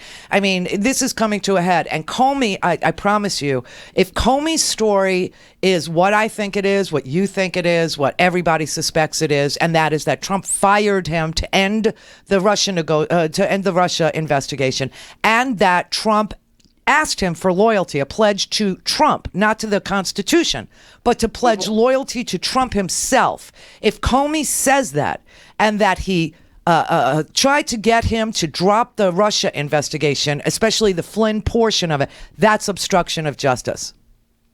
And he's gone. He won't be gone because the Republicans will then have, a hot potato in their lap. And, they could stand by him still. They could. And this is what Trump knew. I mean, he is doing this so brazenly in front of us because he knows that the Republicans won't touch him. I keep saying it's like he's daring us. You know what I mean? Yeah. It's like he's dismantling America and all that we stand for and every value that we hold dear, everything from the free press to freedom of religion, to free expression. Now you get punched, or now you can expect to be choked out, whatever. Everything that we fought and died for, everything we serve for, everything we believe, everything we teach our kids, every time we say the Pledge of Allegiance and tell our kids to respect the office, if not the man, everything about that. He's dismantling all of the fundamental principles that make us good. And America is only great because it's good. And when it ceases to be good and doesn't recognize that it's being bad and take steps to make what was bad better, then it's not a great country anymore. And he is making it not great. He is making Russia great again, blaming America first. The Randi Rhodes Air Force. The Randi Rhodes Show is live on RandiRhodes.com and the free Progressive Voices app for Android and iOS. Visit the App Store or ProgressiveVoices.com now. Herky Jerky. Oh, God, I love Herky Jerky. And you know what? You asked for something, and they did it all for you. There are now 4 new flavors: original beef, spicy beef, teriyaki beef, barbecue beef, and they're nitrate and preservative-free, and they come in resealable 14-ounce bags. You asked for resealable bags. You asked for nitrate and preservative-free, and you asked for new beef flavors. You got it all 3. These are tender small strips. I love these, but I do also love the existing mild and hot beef jerky. That's the initial love affair that I had with Herky Jerky, and those are still available for customers who prefer that style. But these 4 new flavors, the original beef, the spicy beef, the teriyaki beef, and the barbecue, they're delicious too. And they are great Father's Day gifts. And for the month of June, $5 off every pack of the new beef jerky. The whole month of June, just use promo code BEEF. Go to herkyjerky.com now and give Dad something great for Father's Day. While running errands, I saw 2 cars that had just been involved in a fender bender parked by the side of the road. Welcome to She Persisted. I'm Melissa Carter for the Progressive Voices Network. I saw the offender was out of her car, approaching the guy that she had just hit, flashing a flirty smile as I drove by. Now, even though I don't know them, and her charm may have simply been a tactic to manipulate him from calling the police, it did make my soap opera mind think, ooh, romance. And wonder about the odd circumstances where couples actually meet, so I posed that question on Facebook. And here are the top responses. My friend's wife had a baby and gave me a list of about 40 to 50 numbers to text a picture of the baby to. One of the girls that responded caught my eye. I was a teacher, and my husband was a single dad and our school's PTA president. Ooh, scandal. I was wingman for my best friend when she was going to meet someone for the first time at Piedmont Park, which is here in Atlanta. And lo and behold, the person she was meeting had the same idea and brought back up as well. When we met, I saw her wingman and fell head over heels. They didn't work out, but we've been together for almost 3 years now. I lost a bet and had to pay by going on Match.com for their free week trial and go out with those who contacted me that week. Not a bad idea. My car broke down on the road and he stopped to help me fix my car, then asked me on a date. He was my server, coach and assistant coach at a high school. An old friend of mine wanted to hook me up with her ex, but what she neglected to tell me was that she was just using me to try to get back together with him. We are still together. Ouch. At his wedding? And jury duty. And she was the prosecutor. Now, I am a planner to a fault, which doesn't bode too well for spontaneous romance. But no matter the issue, life seems to constantly be trying to teach me the same lesson, that some things are just meant to be. Maybe like that original fender bender. This has been She Persisted for the Progressive Voices Network. I'm Melissa Carter. Call in, connect. To speak to Randy, call 561-270-3844. 561-270-3844. All right, so here is what we know. We know next Thursday will be Comey time, and I just can't freaking wait. It looks like the Democrats have asked the FBI for a perjury probe, everybody, into Jeff Sessions. Flynn has been subpoenaed. Michael Cohen has been subpoenaed. Flynn Intel Group has been subpoenaed. Jared is a person of interest. Sessions is under a perjury probe. Will be. Manafort is a person of interest. Carter Page needs to produce documents. Steve Bannon is a person of interest. Roger Stone is a person of interest. Nigel Farage from Brexit, who was sneaking in the back door. Trump, he's a person of interest. And yesterday, Hillary Clinton went to the Recode conference. And she was, listen, you can't blame her for telling the truth about what happened. And it's so funny. Sour grapes. She's F you. It doesn't matter who won or lost. I mean, this is like saying that if you were playing last night, if you're playing the hockey and you lost after a hat trick and then 2 more goals or something like this. I don't know. I wasn't really. Howard was watching. How many? 5. 4. Something. You're so lucky I have the microphone. He doesn't. So he was watching the hockey last night. Go, oh my God. Oh, yeah. Okay, so that's like saying that I'm the coach of the team that allowed 4 goals to be scored against me in 3 minutes. And I don't take my guys into the locker room and dismantle what happened so that it can't happen again. You know what I mean? So she's doing that. She's doing the post-game talk.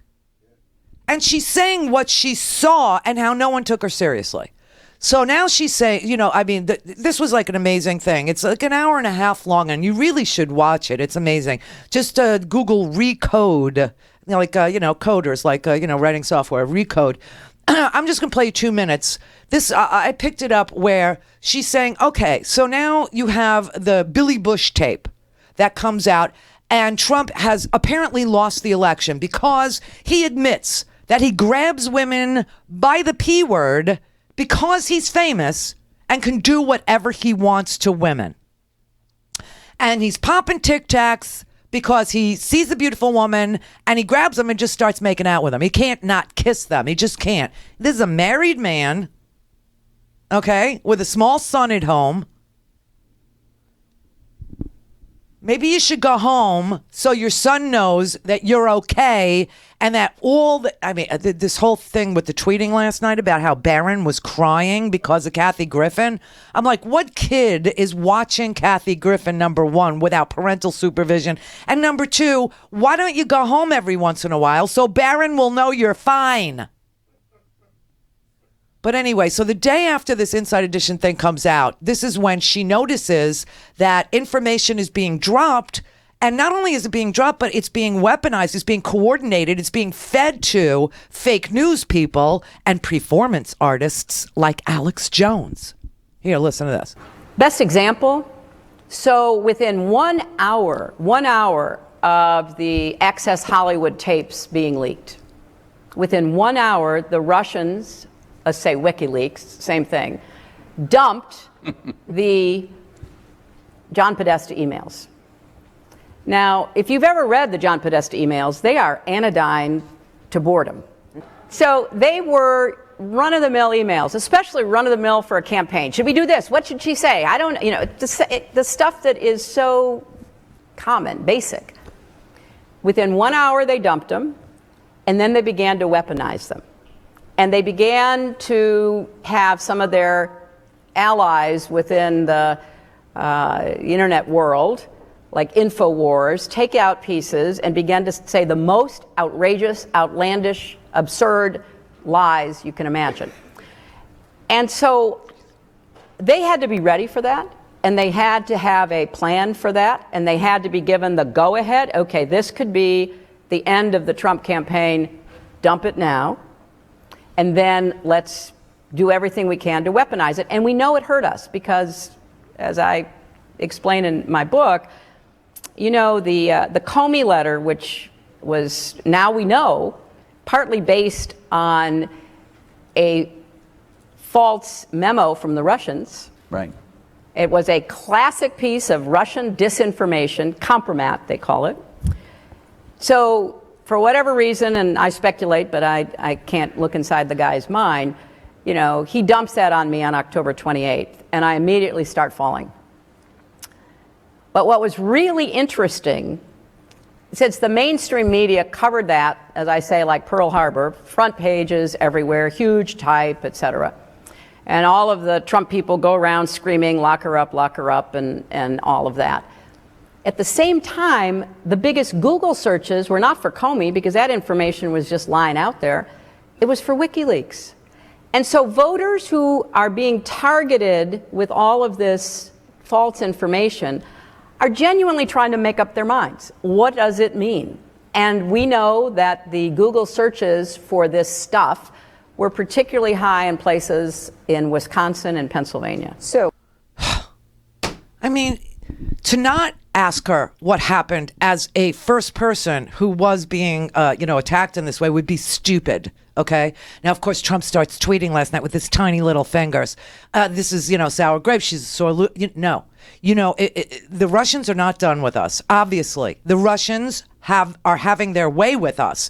This is why Idiot Boy went to the Rose Garden today and pulled us out of an agreement, a non-binding, science-based agreement with 200 countries in the world, almost every country in the world, with very few exceptions, in order to spur new business, create a new marketplace, a new economy for everybody, in renewable fuels and energies, to stop wars over freaking oil and to, it's unbelievable. The whole world agreed to do this in a non-binding. Europe committed to 40% reduction in greenhouse gases by 2026. We committed to 26% reduction.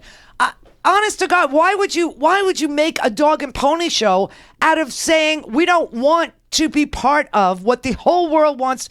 Only because Russia has one thing and one thing only to sell.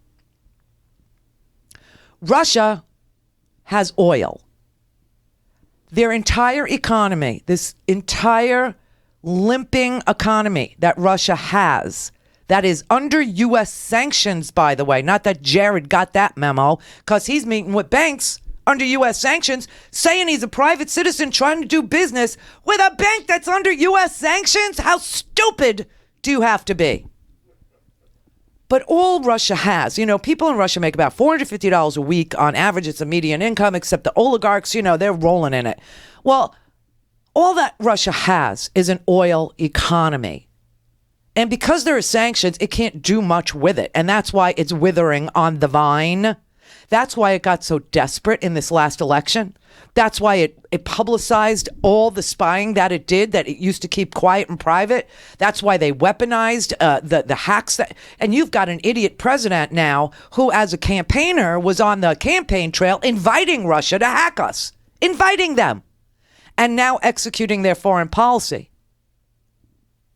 Because Russia, if you left Russia alone right now, Russia would implode. Its economy is so poor. It is so bad that it would implode. And you would have more revolutions there. You would have more protests there. You would have, and the one thing Vlad hates more than any other thing, this is why he hates Hillary, is protests. He doesn't like it when the people get together. He doesn't like when the newspapers or the journalists report the truth. He doesn't like when the population is aware of their circumstances. He doesn't like when they're oriented to the corruption. He doesn't like when they know what to believe. He likes when everyone's disoriented, because in chaos, you can steal. And that is what he does. So he kills journalists. He makes sure that any protester goes to jail. You've got, female bands whose name I can't even say without blushing, jailed for singing songs about him. You have people that are trying to get the message out about Russia and Ukraine on YouTube because they can't go through Russian television. They can't go through Sputnik. They can't go through Pravda. They can't be on state-run TV. Only Ed Schultz can be on state-run TV. I mean, you have traitors in this country that are right there in front of your face. People I've told you about for years and years. And you just don't want to believe me until they rear their ugly little heads and you see that they were always for sale. I'm telling you the truth and you freaking know it. Barbara in Albany, Oregon. Hi, Randy. How are you this Hi, Barbara. afternoon? Sorry to keep you on hold so long. That's fine. I'm embarrassed to admit it, but I'm related to Pruitt. Ew. Yeah. On my mom's side. What? How'd you find that at 23andMe, Ancestry? What? Yeah. Did you get a leaf? My mom's a Pruitt from Oklahoma, too. Oh. Yeah. But what I was calling, this partisanship kind of makes me sick. Mm-hmm. The idiot in chief could be raping babies in the Oval Office, and the Republicans that weren't in there with him would be guarding the door, and the Democrats would be outside wringing their hands saying, oh my, what do we do? What do we do? Oh, I don't find that. I think that, the idea or just the fact alone that there are House investigations, Senate investigations, Pentagon investigations, there's a special counsel now.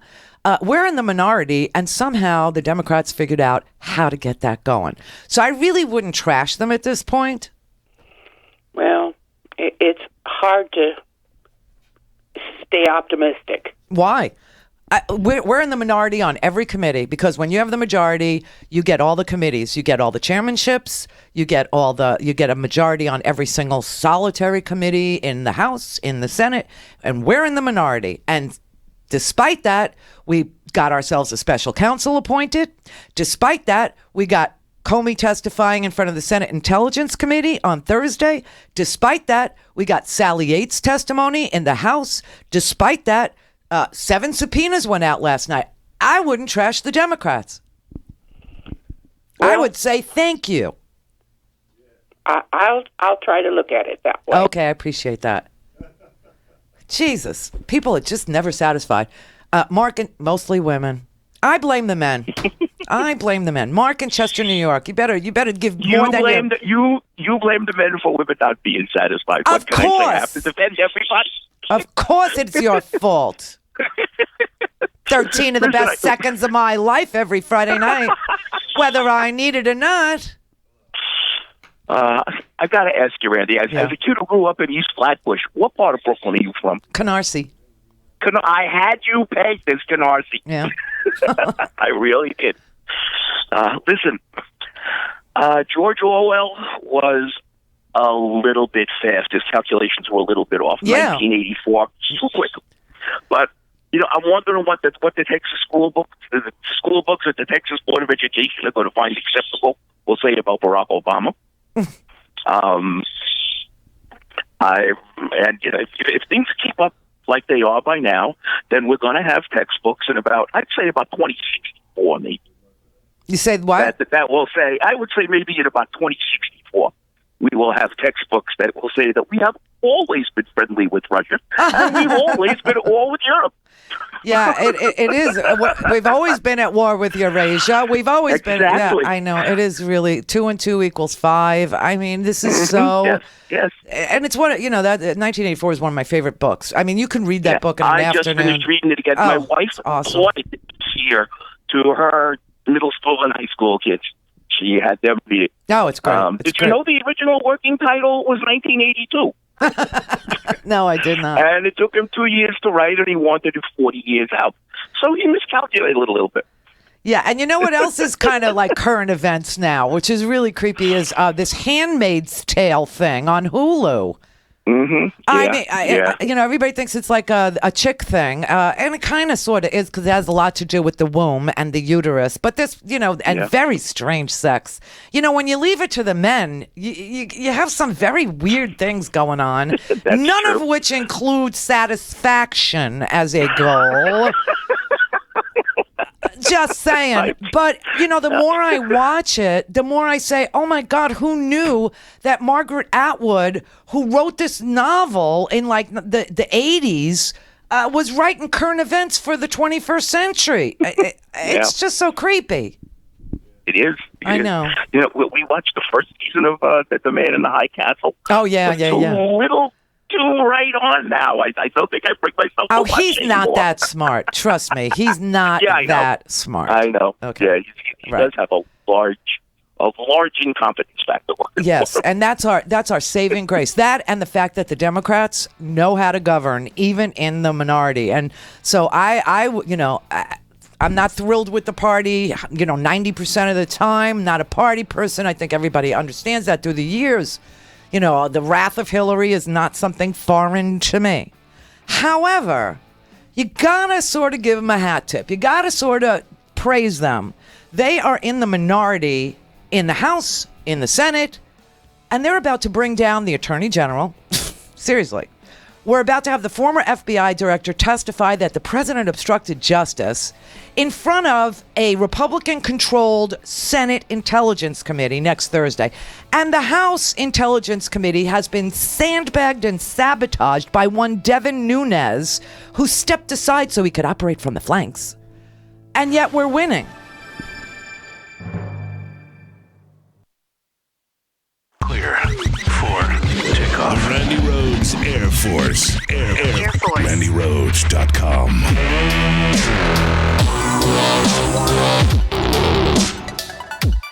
Hey, gold's on sale. Oh, yes, it is. Gold is priced well below its historic highs. You know the old investor saying, buy low, sell high? Well, stocks, they're selling at an all-time high. So now is a really, really great time to add a little gold to your portfolio. And all you got to do, call my friends at ITM Trading today at 1-888-OWN-GOLD and ask them for a free gold kit. Just learn about the different golden opportunities that are available through ITM Trading. They've helped tens of thousands of people navigate the precious metals market, and they have the best reputation in the industry. It is where I buy my gold, and I do buy gold. ITM Trading has a wide range of gold and silver products that have been created by mints located around the world. The ordering process, super quick, very easy. Products are securely delivered to your home or office, and a 100% guarantee is offered that all the products are 100% authentic. Now, if you've been thinking about buying gold, this is the perfect time. It's on sale. Gold is on sale, but with everything going on in the economy, who knows for how long? Call 1-888-OWN-GOLD, 1-888-OWN-GOLD. Try and get up every morning, day after day, and work for a living. Let's see him try that. Then we'll see who's the real tough guy. The working man is the tough guy. With me, Joe Wilson, a wealth management advisor with a big money management house. Mo money, yo money, Joe money. We're happy to get the kind of money that jingles, but we'd rather get the kind that folds. Not your grandpa's financial show.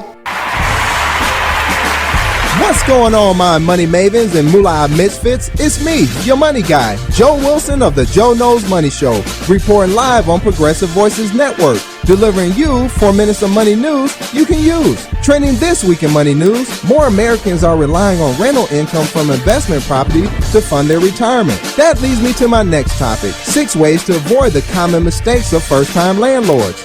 Tip number 1, ideally you want to live near your rental property.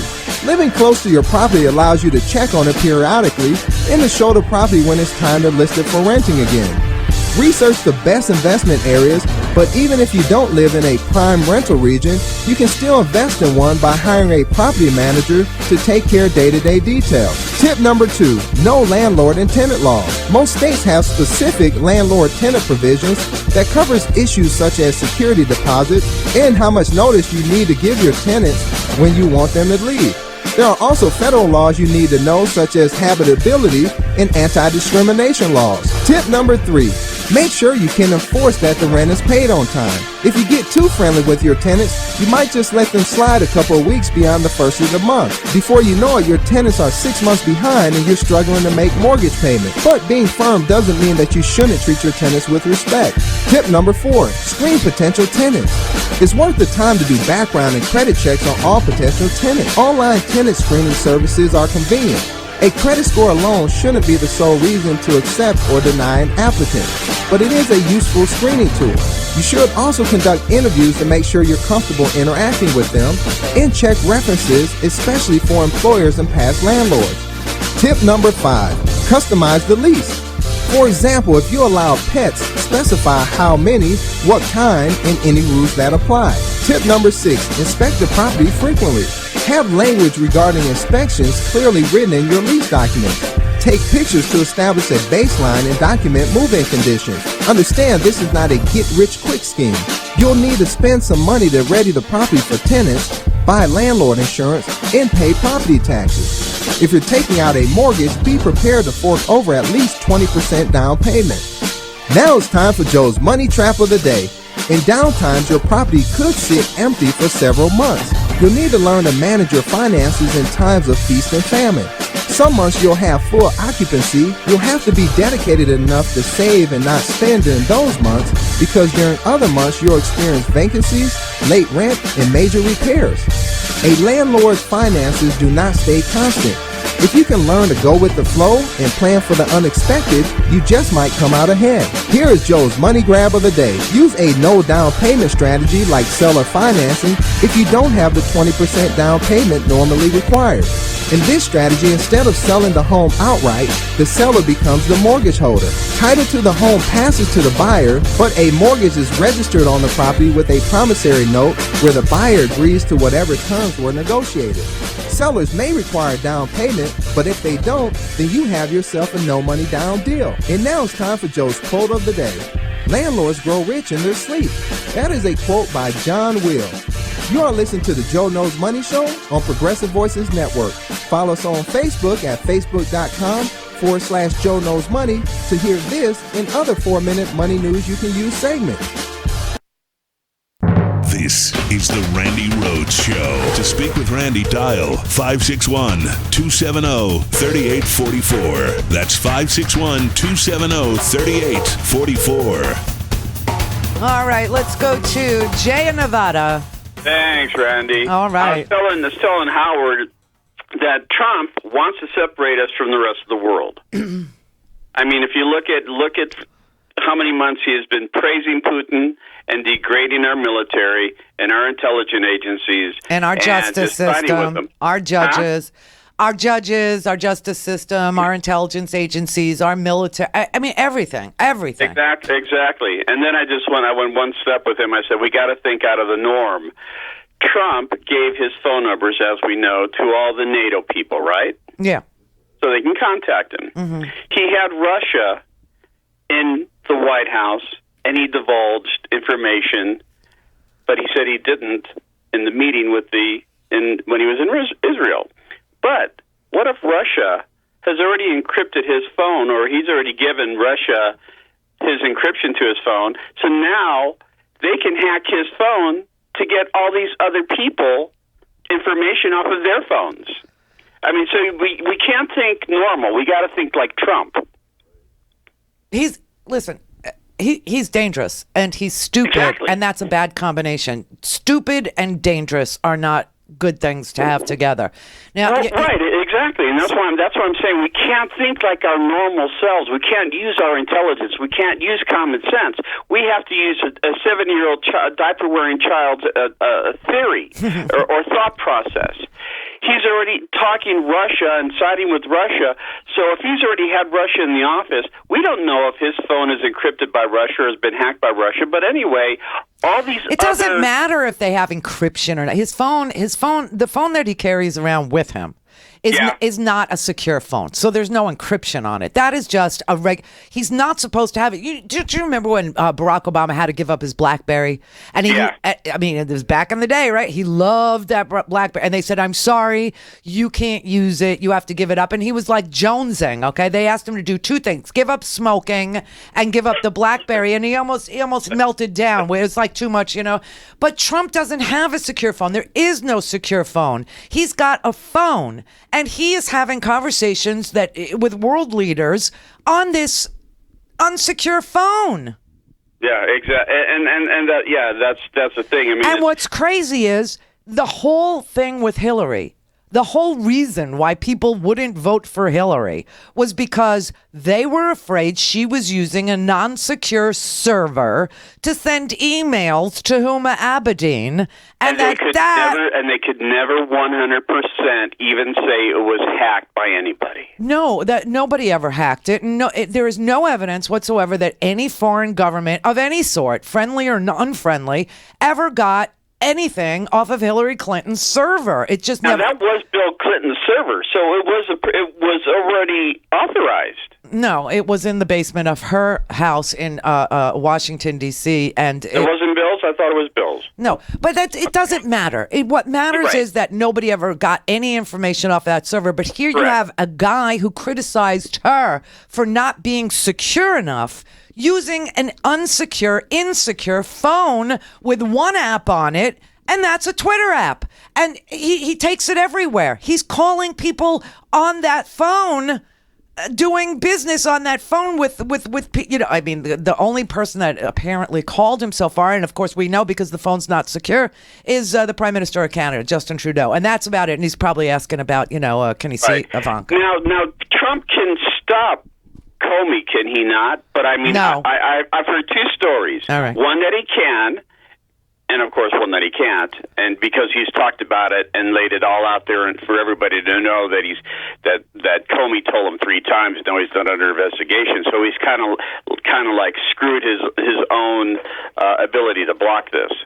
You weren't listening. I went through a whole thing about that. I played all the audio from Lester Holt, where Lester Holt, you know, he was so smart, Lester Holt. Oh, my God.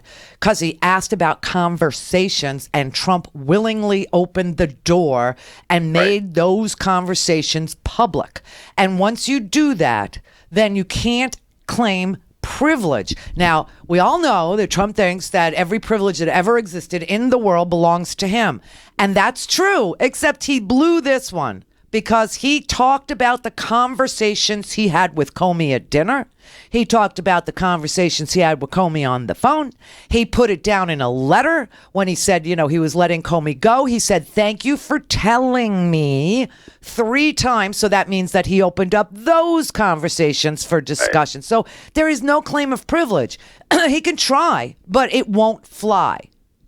Right, exactly. Okay, thanks, Randy. You're welcome. Kim in Mobile. Hey, Randy. How Hi. you doing? All right. How you? I'm good. You know what? I was holding my breath. This man was like 30 minutes late coming out.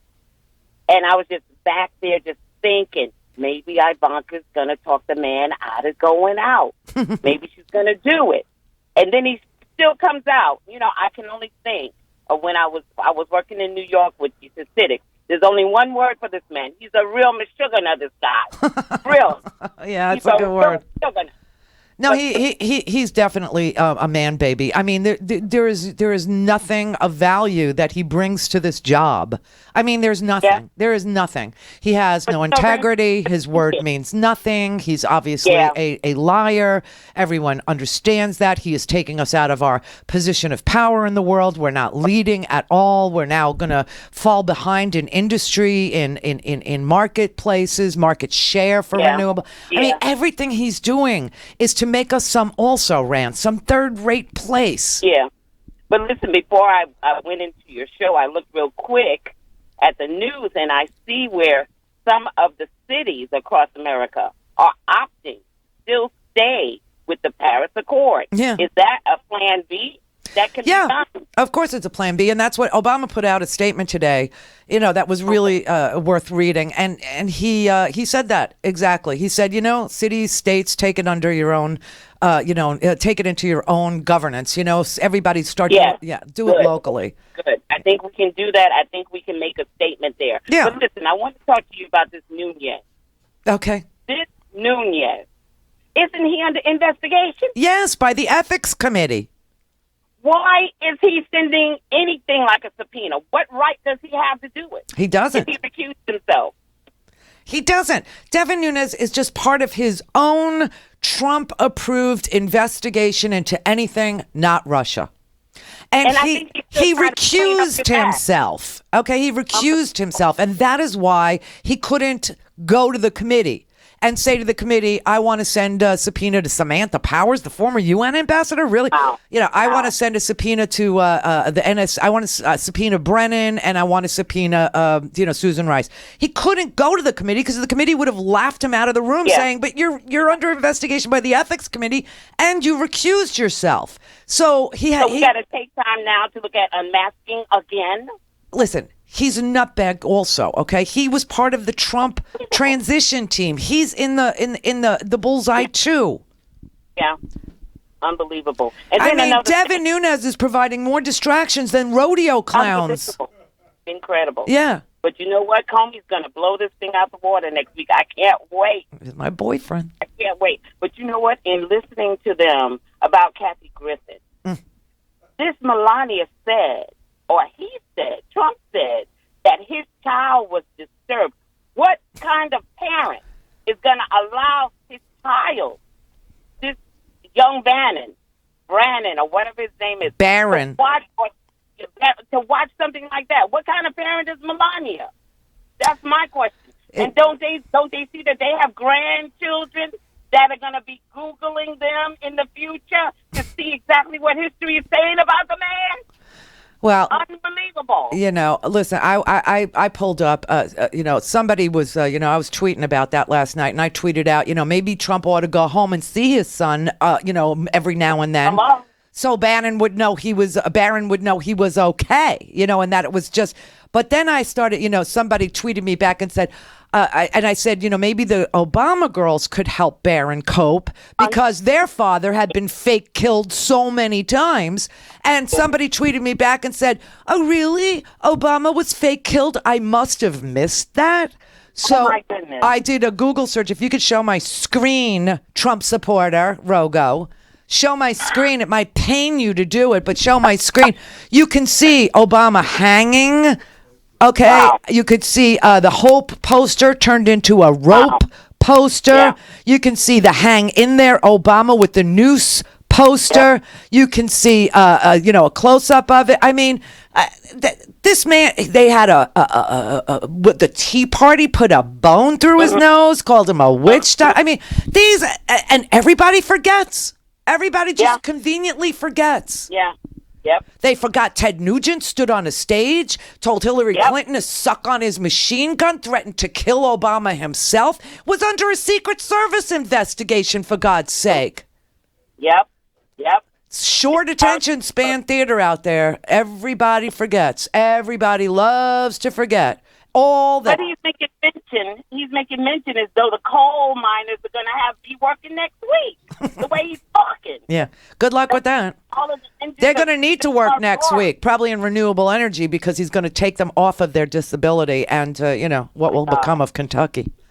But anyway. The point I want to make is that instead of making sure that these men that have been going into the coal mines, God bless them, that they have some type of training to learn something else. They don't know how to do anything else, and they don't want to do anything else. Yeah, but his budget cuts retraining programs. Left out.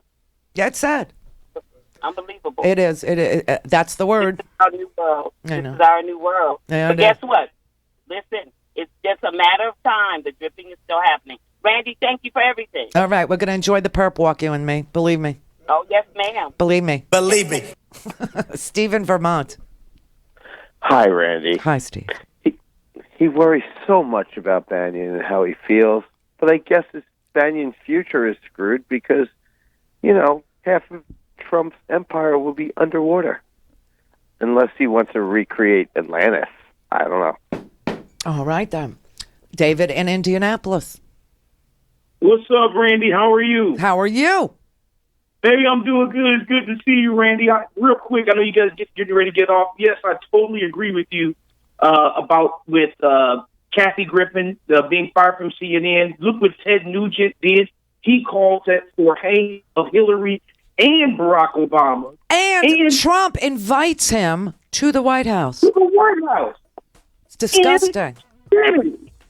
Remember, Donald Trump himself said he could stand on Fifth Avenue and kill somebody. Yeah. And remember, he was knock the hell out of somebody. Yes. And then walk the stretcher. So I don't want to hear the hypocrisy. Trump He'll asshole. pay their legal fees, and I got you. And we should go back and threatening the lives of journalists, calling them liars in front of this angry mob, pointing out Katie Tur from MSNBC and saying she's a liar. Jim Sciutto, I'm not giving you a question. It's fake news. Encouraging violence against journalists. This is Putin's stuff. Okay, this is what Putin does. This is definitely Russian tactics. And No remember, doubt. He was right there and said, hey, Russia, please hack the emails. So he was openly inviting this whole Russia because he's been behind it ever since the beginning of it. And the Paris deal, this is ridiculous. He says he wants to protect Pittsburgh, not Paris. But the Paris deal protects the entire world. It's just called the Paris deal. This dude's a freaking idiot, Randy. Listen, everybody, Randy, I appreciate you having me on this Advice Thinking podcast. Guy's got timing. Bias Thinking Podcast.